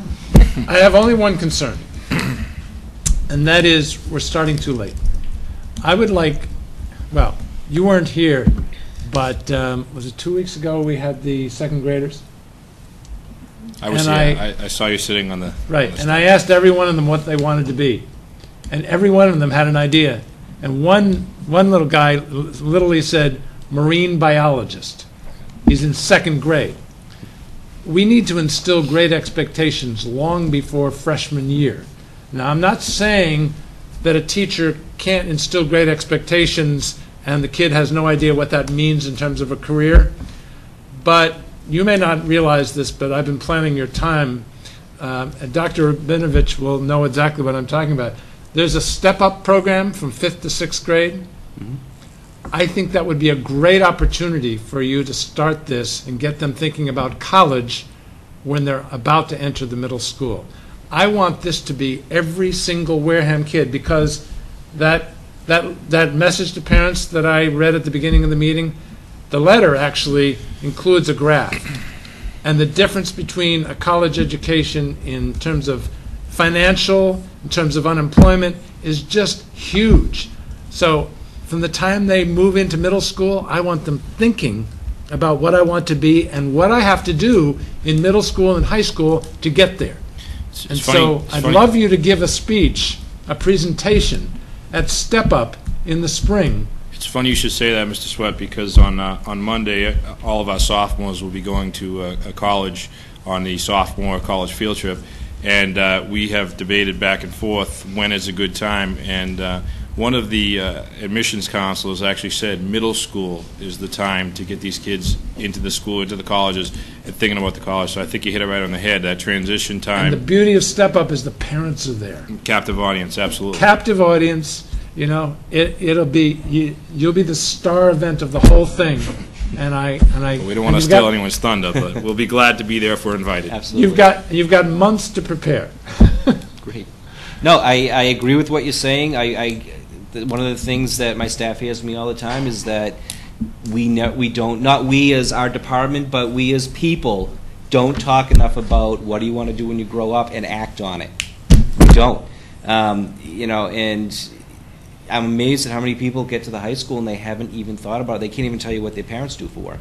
But the key is they may have this idea about what they want to be, but we need to tell them, great, and this is what you need to do to achieve that goal. Agreed. And when if they start to think about that in 6th grade, boy, I don't know. If I've still got that goal, am I thinking about dropping out at the same time I'm thinking about being a marine biologist? I don't think so. Anyway, just food for thought for this spring. Okay, sounds good. Can I answer any other questions? I think we're all set. Yes? Thank you. Well, thank you. I know it took up a lot of time, but I hope it was helpful information for you. Appreciate it, and keep up the hard work. I know it is hard. Thanks. Yes, sir. You sick of seeing me yet? No, never. Good. I'm next. Are you going to talk about the long-term and short-term way that you're going to address this? Yes, that's the tail end of the... Well, I'm wondering if perhaps you should say it at the beginning. I can go to the last 2 slides if that makes it... Only because I think it will set the tone that you've already come up with a plan to remediate the problem that will be seen. Sure, and I apologize. The last 2 slides I had to implement after the deadline for this to go out. Unfortunately, when he asked, we were a little tied up last week. But I did get you at least the statistics, so I hope that was helpful. When are you going to stop using NIASC as an excuse? It's over now. That's it. That was my last one. Right, exactly. No, when the report comes out, then he's going to be, kidding. So I'll get us started here, and I'll talk a little bit as I'm opening this up about some things. I want to thank Jan for working with us as we're trying to be proactive here and move forward to continue to improve our scores. I'll talk about AP first, and I may be going out of order on the slide, but what we were able to do this past year, which we promised you a year ago, was that every teacher would be going to some sort of summer institute. Unfortunately, we had one teacher that had missed the tail end of the school year and was doing some rehabilitation and was not able to go to the summer institute. But other than that, we were able to get every other one there. And this is a week-long summer institute put on by College Board. And I just want to remind you of the great professionals that we have at the high school. They gave up a week of their summer vacation with no compensation to be at this training. So obviously we have some great professionals that are willing to go above and beyond at the high school, and I just want to stress that. So a year ago we came in front of you and talked about the fact that many of the teachers that were teaching AP had not taken a week-long institute. So that was something that we wanted to do right away, and again, I want to thank Jan for helping us out with that. It was, I guess she stepped up, but it was chaotic. Thank you, Jan. It was chaotic because of people's summer schedules. We had people that went to Albany, New York, because they had family, and that's where they were going to be for the summer. We had one person in Vermont. Most of the people were in the Fitchburg area taking the course.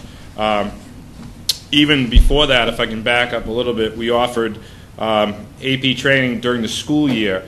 Those were 1 or 2 day professional development days throughout Massachusetts. A lot of those were a little closer than the Fitchburg area, and we had 5 AP teachers who went to these professional development seminars.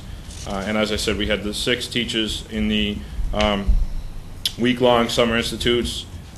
I'm currently, with some help from Jan, negotiating with the WEA president to try and create a draft of a posting for lab time at night.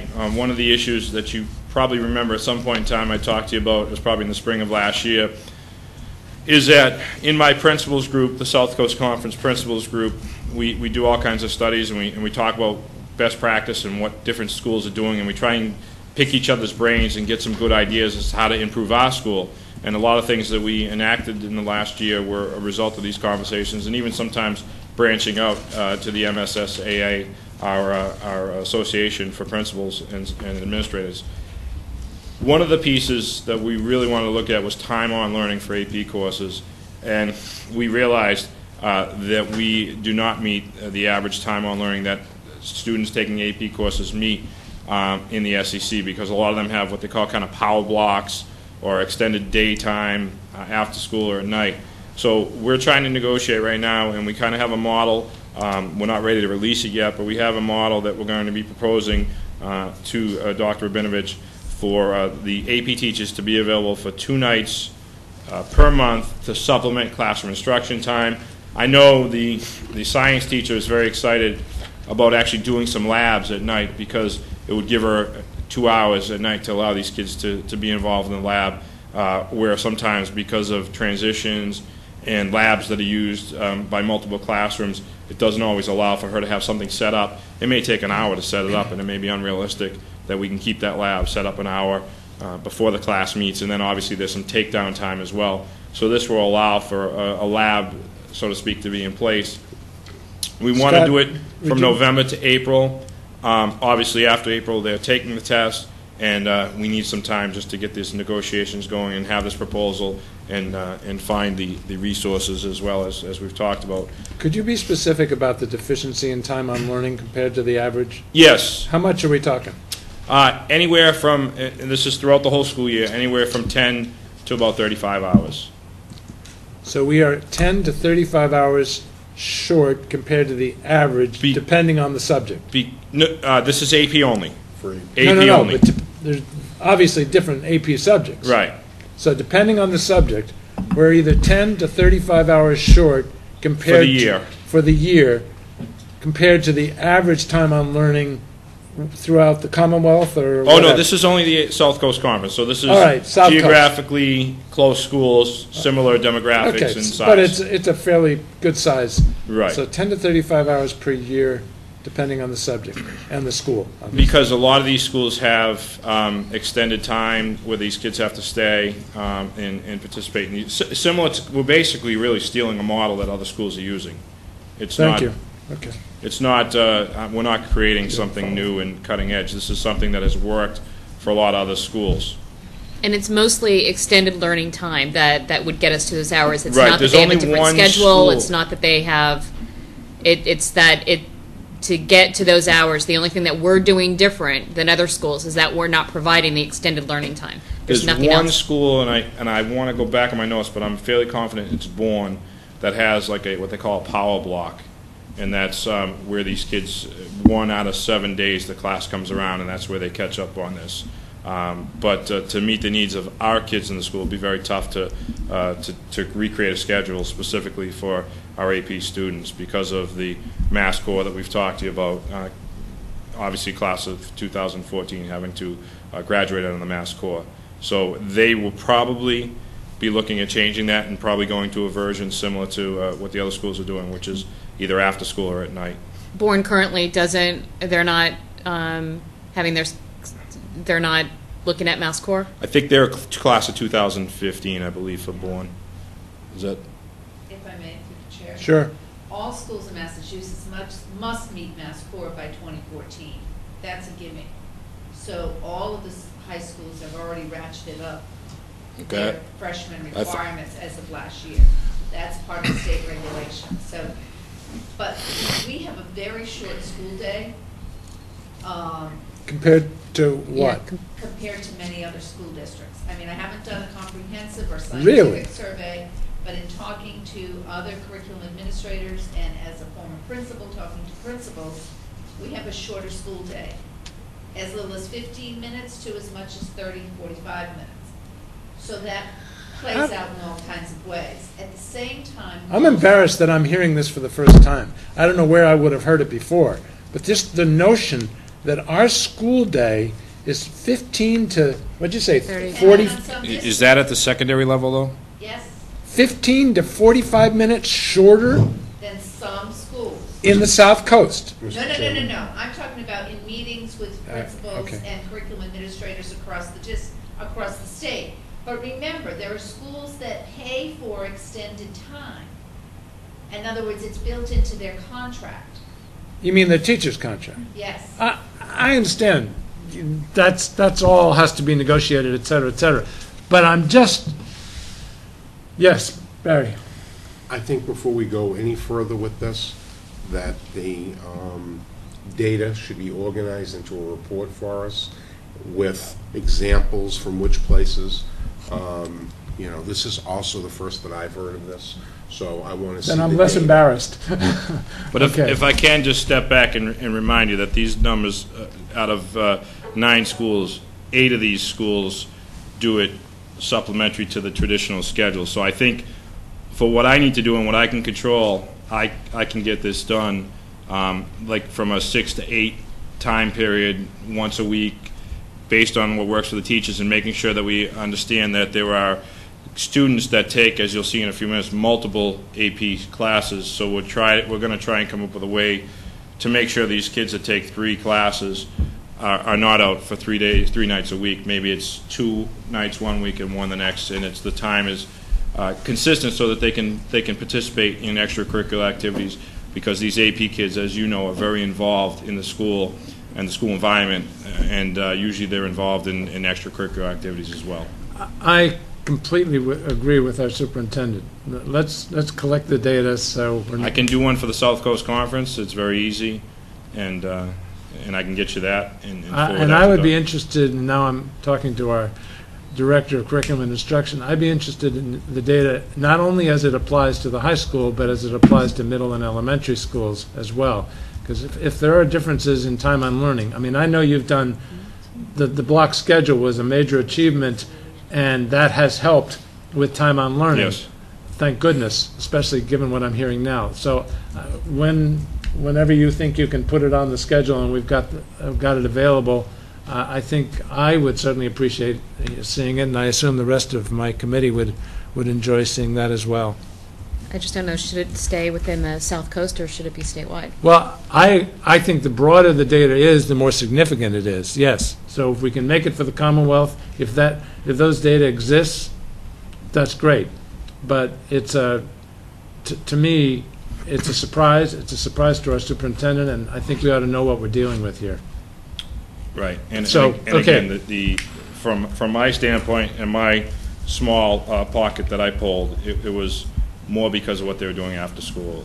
But certainly we'll take a look to see what the number of minutes per week come out to for the different schools. Moving forward, we're also, Dr. Binovich Mrs. Vitello and myself, we had an opportunity to meet with a gentleman from the Mass Insights on Education, and we are going to be working on a grant. This grant would provide professional development for all AP teachers in the summer and throughout the year, and it's really cutting edge. And what I'm happiest with is we're going to encourage more students to get involved in AP courses, and at the same time provide the staff with the PD, where we're not going to see the dip in scores that one would think when you open that up to a greater pool. I went to a College Board presentation at night a few weeks ago, and it was a very interesting study on how successful kids are, even when they score a 1 or 2. The percentage of kids that graduate from college in 4 years, the percentage of kids that stay in college, it's a tremendous opportunity, and we want to continue to encourage kids. Now, there may be a little bit of a cost. The numbers may go down just a little bit, like you may see with some of these numbers.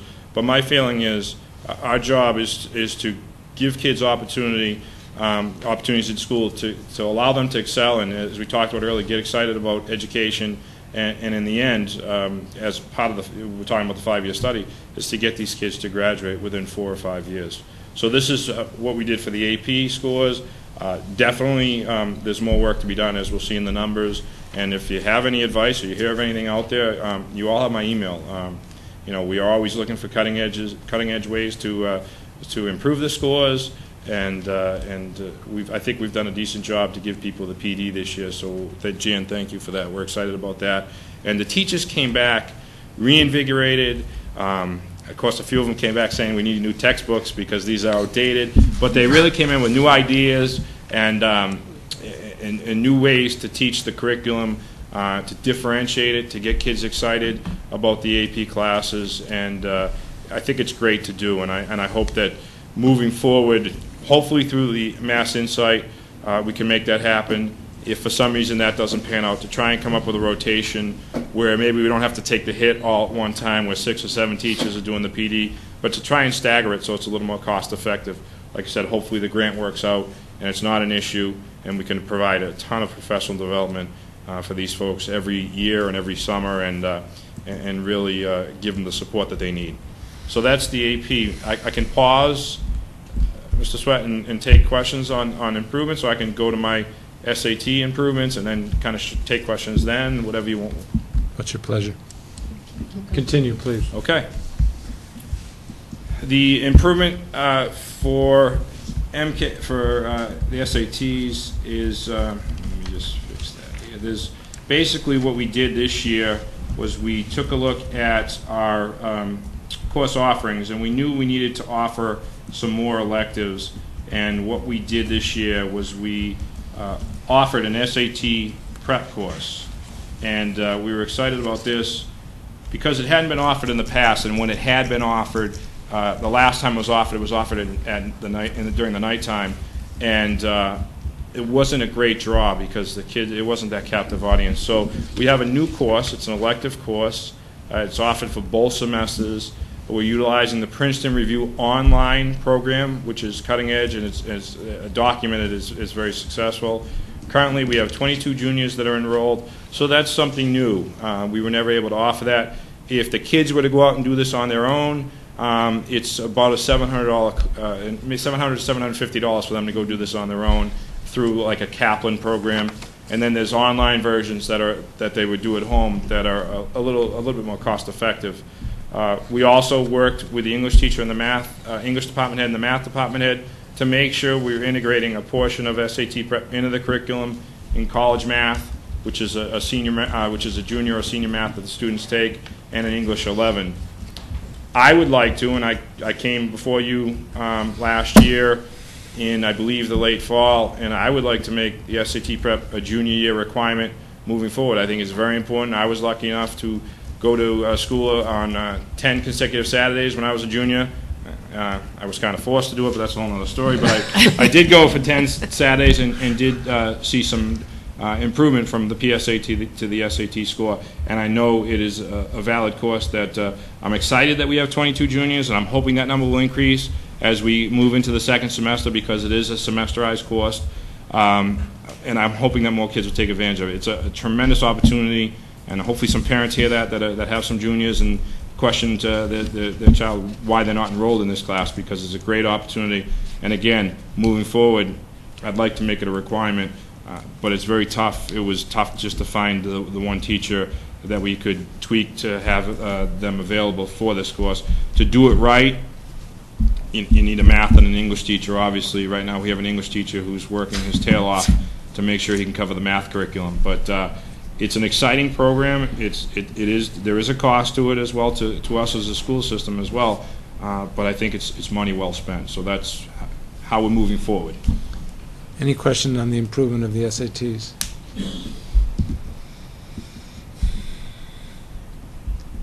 I'll wait. The only comment I have is we test the kids a lot. Rachel's already commented on the fact, and you've gotten some feedback that says, you know, I think it was less testing, more work. It's hard for me to believe, if this is in lieu of, do you consider this time on learning? Yes. You do? Yes. And what exactly are they learning in an SAT prep test course? It's a lot of remediation of the skills that are on the English and math skills that will be on the test. Test-taking skills, which are going to be very important as they move forward into college. It's definitely time on learning. So it's in lieu of an elective? In lieu of an elective, correct. And being that there's no study halls, we've tried to run this in the past. It's always been on the student the list for courses that they can sign up for, and we've really never been able to run it because of lack of interest. But being that there's no study halls now, there's a little bit more interest. If it's a requirement, as we learned from the portfolios and a few other classes that we've required over the years, they'll be involved. I guess I'm sitting here hoping that we can have some data at some point to prove that it's valuable, but I'll defer, obviously, for the moment. Well, hopefully next year I can sit here in front of you and say, this is one of the reasons why we've improved our SAT scores. Yeah, I mean, yeah, okay, we'll see. Thank you. Go ahead. Okay, so I'll go back to the beginning with the data, and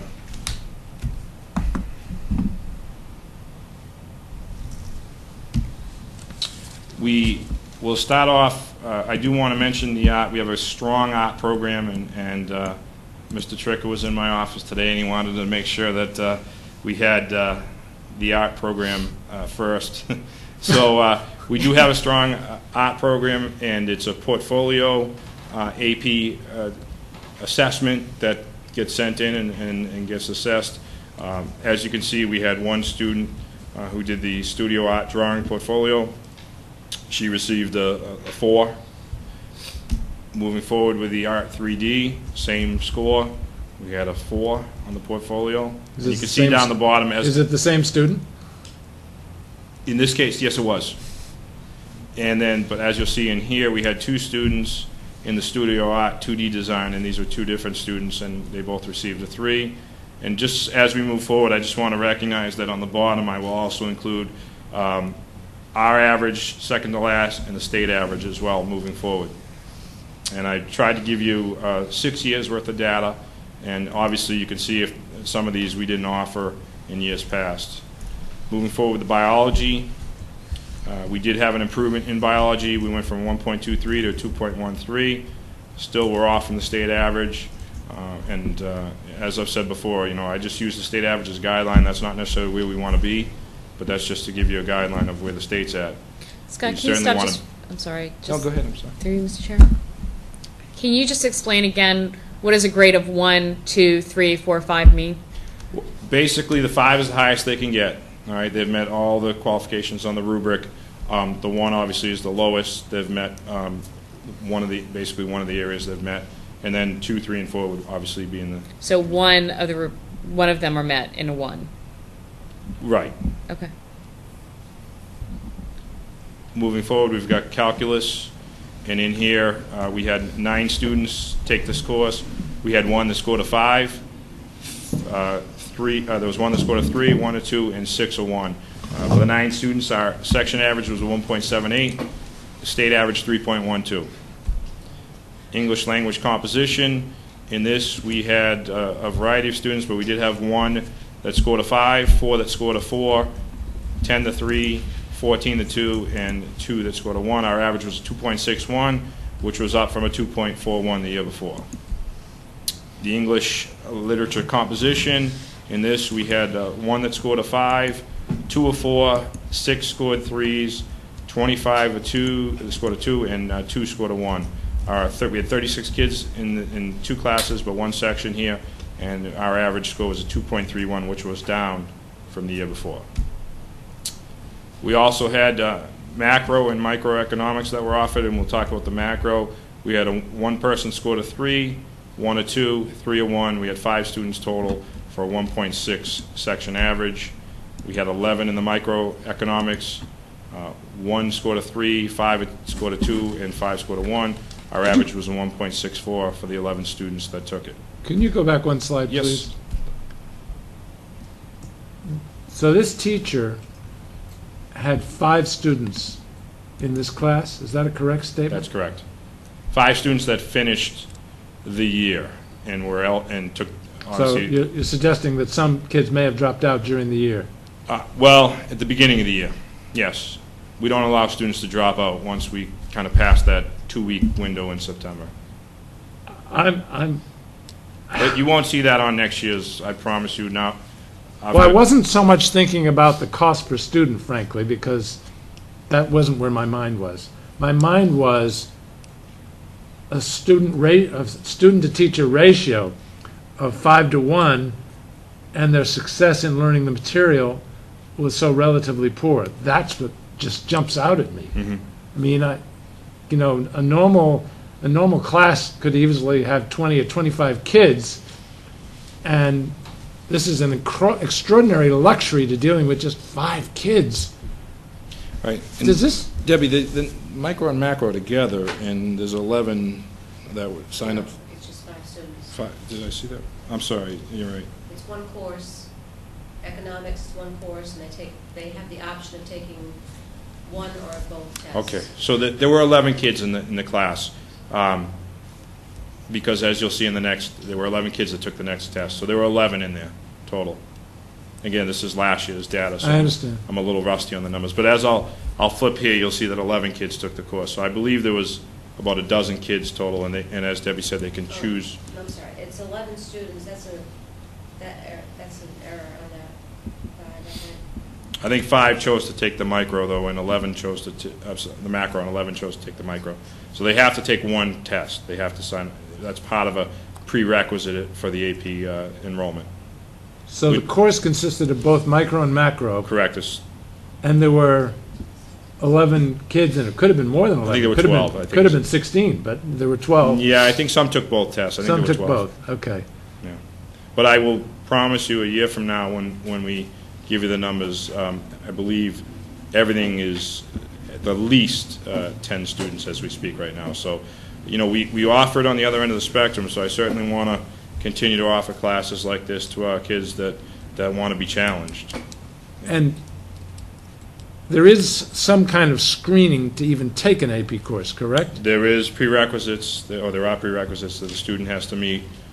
Certainly, we try and push kids if Not they're only close. course material, but also success on that course material, correct? Correct. Continue, thank you. Sure. Statistics, we had 5 students that were, and this was a class that was small in nature. I believe they ended with 6 students in the class, and we have 5 that were there to take the test. And obviously, you can see the scores here at 1.3, 1.2, and 3 1s, 1.6 average. 1 second, Scott. Yes. Why is such the big drop off between 2010 and I'm seeing kind of a trend? There's a couple where the students went up in 2011, but most of the number of students that were in the class went down, and especially enrollment? that went from 17 to 5. Yeah, sometimes, well, a couple things. We did increase the prerequisites a little bit. Before I came on board, they were increased, so I'll give Debbie the credit on that. They increased the prerequisites, and also from year to year, it fluctuates. As you see in 2009, in statistics, there were 4 kids that took the test. Sometimes it's a fluctuation, as you'll see with maybe some of the ELA AP courses, the numbers stay a little more consistent. But these numbers, there were a couple years we didn't offer this course in 2007 and 2008. Thank you. But to Rhonda's point, fewer kids would normally get you to think that the scores would rise. Well, I know it's a modest gain, 1.53 to 1.6, but Go ahead, thank you. U.S. history, we had 8 students that were involved in this course. We had 1 that scored a 4, 3 that scored 3, 4 that scored a 2, 2.63, which is very comparable to where we were last year. And that was the last AP test that was given this past spring. Any questions on the, you all set? I do, if I can, just kind of, if I can give you this slide to show you that we had 74 students that took at least one AP test. Many students take multiple tests. Our percentage is 22. Again, we want to try and bolster that and get more in line with the average for the state. And again, the state and the national, the data hasn't come out yet for last year, but I'm sure it'll be very consistent with the 2010 data when it does come out. If I can, it's been the last 4 years I've been sitting here and being embarrassed when these scores come up, and I think I can say that the high school's not happy with the scores either. But that's why Scott, Debbie, with Jan, worked to get training for these teachers last summer. So the scores you're seeing were before the training. We understand that. Yeah. We also are going after this Mass Insight grant because we sat with the gentleman, we looked at inner city districts that had far more students sign up for AP courses and get better scores. And it isn't just the hours of seat time for these people to go for more training, it's also that they send people into the class as a mentor coach that watches them instruct, helps them with it. We have not had that level of training for these instructors. We've also put in over the last few years pre-AP training for our middle school science and math teachers also to help address this issue. So we're well aware of it, but unfortunately some of these things take a while to get into place before you're going to see the scores go up. So, you know, I hate to say it, but the scores are what they are. We have addressed that we should see an increase, and we have further options for more training to ensure that they will go up. So that's where we are with. We even initiated our incentive plan this past year with Best Buy, where we were able to work with them for some gift cards for students that scored 4 or 5. And our hope was that with the seniors who had already been accepted to college, that they would take this test a little bit more seriously because there could be a monetary gain. We did hand out for the seniors, I believe it was $500 worth of gift cards, and we owe the underclassmen, the juniors, I believe, about $400 worth of gift cards as incentives for the 4s and 5s. Just incentives to take AP courses that are going to help you. I mean, I get that this is what seriously. They've done it for years in Texas, and for us it was more. Did you say in Texas? Yes. If I may, it's not only Texas. Many schools in many states give out incentive awards and monetary awards with the idea that this helps them when they go to college. There is a perception among many students and parents that taking an AP course inflates a transcript and it looks good. So once they've taken the course, they have the transcript results they want. And usually, when they're taking these exams in May, except for the very serious student who is conscious of the fact that a 4 or a 5 is going to save his or her parents thousands of dollars on taking the course, they look at the test as an afterthought because they've been accepted at college and they've had the transcript result they wanted. I know it sounds disconnected, but it is the way many of our young people look at this, is that the test is not the important thing after they've been accepted in college. But of course, that's not true for juniors. Right, but the largest percentage is the senior population taking an AP course. There's really only one course that juniors take for AP, and that's the English language. The other courses are senior courses. And I will attest to that. I won't mention any students' names. I won't mention the particular tests, but I can tell you that there were several students and a couple of tests that basically just were done in 20 minutes time and just put in a number, or a letter rather, and filled in the A few years back, we set the policy that if you're in the class, you have to take the test for the very reason that Jan brought up with bolstering the transcript. Is there any thought of offering more AP courses in junior year? We're hoping to do that with bringing back biology next year, bringing in chemistry next year. We're hoping to come up with a rotation where we rotate classes so that they can take them either their junior or senior year, but at some point in time during their 2-year stint as an upperclassman, they would have access to different AP courses. So we're hoping to do that. We brought in environmental science this year. We took a pause on biology. Next year we'll bring back biology and chemistry. So we're trying to bring in courses that some of the underclassmen, some of the juniors rather, could take. I must tell you, I'm sitting here thinking about this from a financial perspective, meaning I have no idea what the academic impact of senior AP classes is.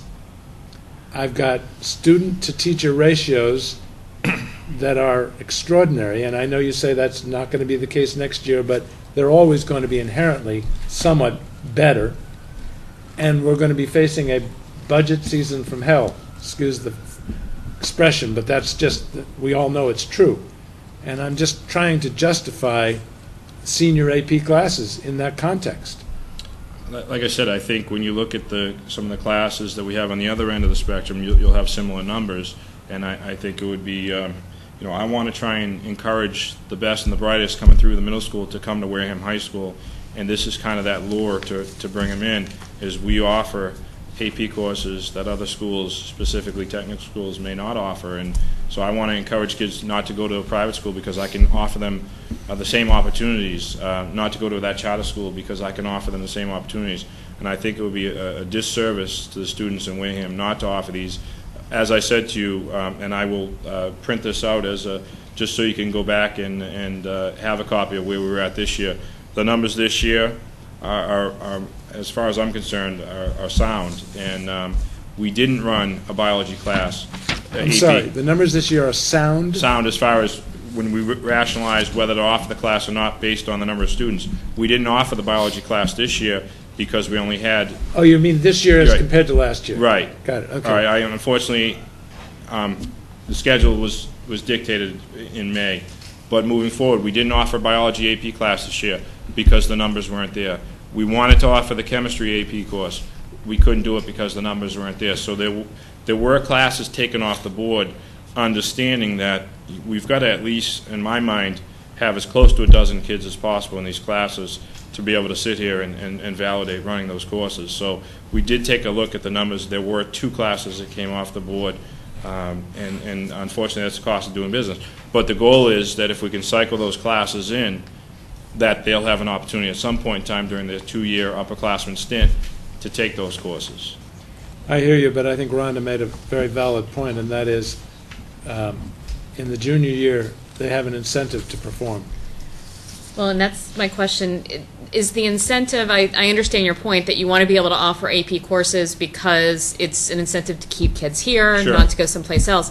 Is the incentive to offer AP courses in general, or is it the incentive to offer AP courses in their senior year? Because if the incentive is just to offer them AP courses, can we, this is me not being in the school, not being in your position, and not having the background that you do, but if we look at the number of classes that we're offering, does it help us or hurt us if we flip it, so we're offering less in senior year than junior year? Well, they have to have the foundation, whether you call them prerequisites or not. They have to have that foundation, and a lot of times that foundation is established in the junior year based on the courses that they're taking to build up to be ready for the statistics course, to be ready for the different courses. There are some courses that they could take their junior year because they've already taken U.S. History 1. They could take the U.S. AP at that point in time. There's some things that we can certainly encourage students with the help of guidance to get involved in some of the other courses. But most of your courses, because of that building the foundation, the students aren't going to be ready to take it or even eligible to take it until the senior year. But certainly it's something we're going to continue to investigate because I do think you make a point that the junior year, you have a lot of leverage. And there's a reason why I'm giving out almost as much money to the juniors as I am to the seniors, or gift cards, excuse me, because we do have that leverage. The transcripts haven't been sent out. The college acceptance hasn't been received. And sometimes the rooming assignment is already received before they go to take the test. So we have more leverage, and we understand that. Thank you. Rachel? Moving forward with the SAT results for 2011, and I did give you basically the 6 years again, and I also have the state and national scores as well. This is the critical reading score. We're at a 470. From a state standpoint, the average was 513, and national 497. The math scores, we were at a 476 with a state average of 527 and a national average of 514. And I'll go back to when there's questions. I know we're going through this here. The critical writing scores, 455 with a state average of 509 and a national average of 489. And then we had 72% of our seniors take the SAT test. The state average is 84 and the national average is 50. And I can go back to any of the slides that you would like moving forward. I did investigate with Stephen in regards to why we're at the 72% versus the 84. We have had a large percentage of students, the percentage has increased, that have gone on to community colleges over the last few years. And although there's no study that's been formally set, Stephen and the guidance counselors feel that it's very cost effective for our students, for a percentage of our students to take advantage of the opportunities at the community college, specifically with the transfer policies that they offer and the locked-in tuition rate that they offer as well for students that transfer, that graduate with a 2-year degree. Rachel? Rhonda? What was the average last year? What was the percentage last year? I believe it was 78. I believe was the percentage. So that's why I wanted to have a conversation as to why did it go down 6% in the previous year. I have one other question. Any thought of? I mean, because I'm just looking at Wareham, and for the reasoning, it went down 2 points. Same with the math scores went down 2 points, the critical reading scores went down 2 points, and then critical writing, it was a huge jump. Right. Huge drop. A huge drop. Mm-hmm. Jump backwards. Jump yes, down. Yes, jump. And that was a surprise to us all because we've got there's writing done across the curriculum. It's not just something that we focus on in ELA classes. We had a nice jump of 9 points from 2009 to 2010, and now we're within 7 points of where we were in 2009. But again, we're hoping that and this was kind of the reasoning why last year I really wanted to implement that SAT prep requirement, because I think it's so important for these kids to get the skills and also understand how to test. So you're saying that you think one of the reasons for the drop is that we didn't have the prep available? I don't. Well, we probably would have scored. We would have been a little closer to the 471. But again, we didn't offer for the 2010. We didn't offer the SAT prep as an elective, so that wasn't the reason why it went up, and I don't think it's the reason necessarily why it went down as far as it did. But certainly it would have helped. But I don't think that class by itself with 24 kids would have brought that a critical writing score up to a 471 or above. No doubt. I confess I'm sitting here thinking that with respect to AP, it's hard for me to believe that, although I'm not saying professional development can't be important, it's hard for me to believe that a week or two in the summer is going to suddenly transform the results that we're seeing. I'm not saying you shouldn't be doing it.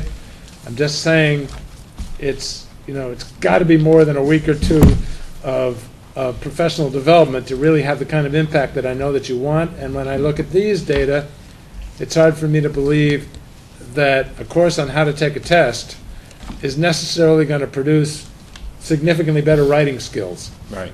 I mean, it just. There's more to it than just. There's got to be more to it than that. It includes, I think the exciting thing about the AP, as well as the pre-AP is a little bit different, but the AP training is what this program does is brings teachers together on Tufts campus in the summer, and they allocate a portion of their grants, a very large portion of the grants, to high-needs districts. And to bring in teachers to how to motivate students who may not have the highest expectations. And so that You're talking about kids taking AP? Kids taking AP. So they've signed up for AP, but they're not motivated. Well, I think the evidence is in the test. They're motivated to the point of inflating a transcript, but not motivated to the point of doing their best they can on a test. So it's a combination of motivation, engagement, and instructional strategies, so that they have this group of teachers who work together for 2 concentrated weeks during the summer, and then other times during the year. But what made the real difference and made the opportunity look even more inviting to the 3 of us when we met with Mr. Smolensky was that this is just the beginning, that training in the summer. Then they bring in coaches who work with the teachers, who visit and observe the classrooms, and they build this collaboration among AP teachers across the state so that they're sharing lessons and they are continuing to improve their instructional strategies, their toolbox, so to speak, as they bring up students' achievement. Do we have a junior ELA AP, correct? Right. And we have a senior ELA? Yes. And how do those scores compare?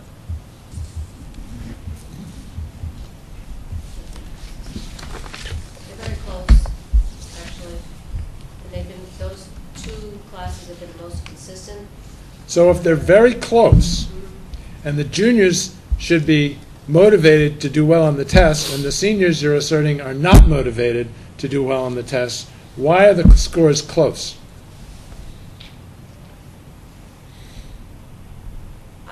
I think that there are courses that the students are taking because they really want to. They're very good English students. I think you look at our English MCAS scores, they're also very strong. And we do have a lot of students that take those courses very seriously. You see the point I'm making.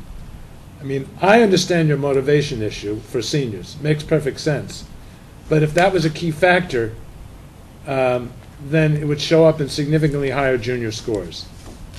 It's just basic human nature. And since that isn't the case, I have to wonder if motivation is as much of a factor as it would appear. But I don't want to dwell on it, because I don't want to dwell on it for 2 reasons. One is, the most important thing is, you're working on this on a number of fronts, and I respect the fact that you're not sitting there throwing up your hands and saying, I don't know what I can do about this. You're not doing that, and I greatly respect that, and we'll just look forward to the results a year from now. And the last piece is just they have a site where these teachers actually communicate, and so beyond everything that Jan explained, there's also through their website, there's a lot of educational talk that goes on what's working. So there's that site as well. So there's constant communication, and so I'm excited about it. Ultimately, it's a year away as far as seeing results, but I'm excited about the fact that we had the people involved in the professional development over the summer for the AP.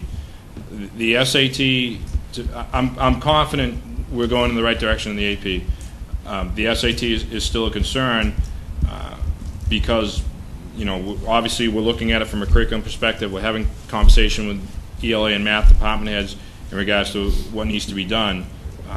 But the critical writing, obviously, there needs to be more that needs to be done there, and that's something that we're still working on to be able to say that we're confident we're going to make strides in that area.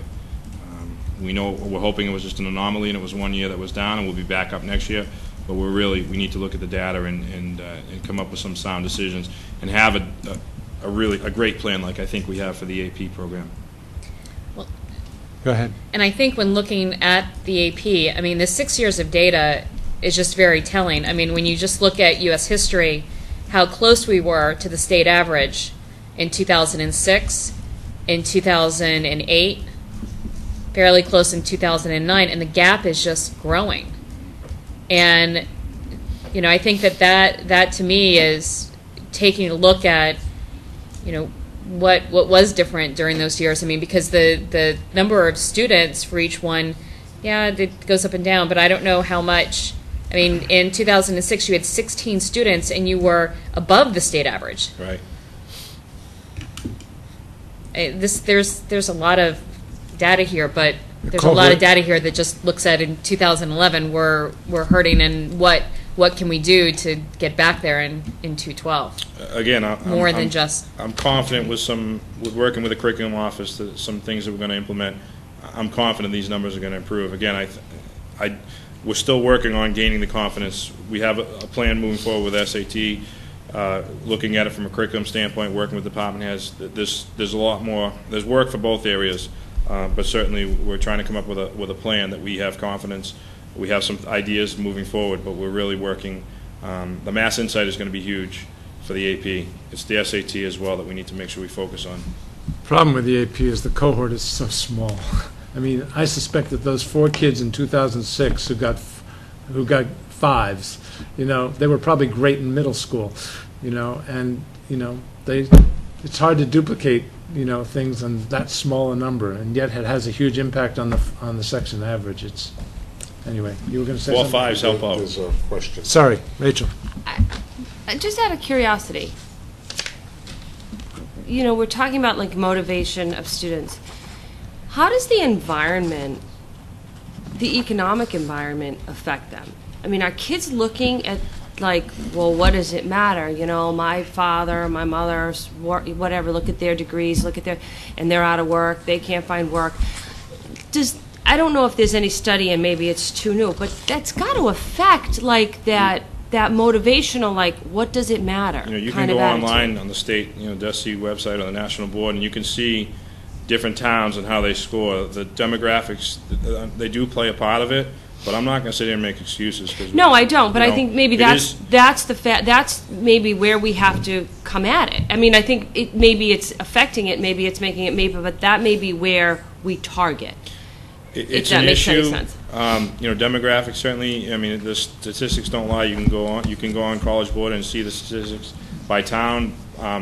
But to me, I like to focus on things we can control, and I can't control demographics. And no. I mean, even with you can take demographics out of like the economic state we're in. I mean, pretty much everywhere you look, people are hurting, people are out of work, and so it's kind of it's almost a leveling factor in a sense. It's kind of like, oh well, we're just as bad off as people over here too. I mean, everybody's kind of struggling. To a point, right? But I can't help but wonder.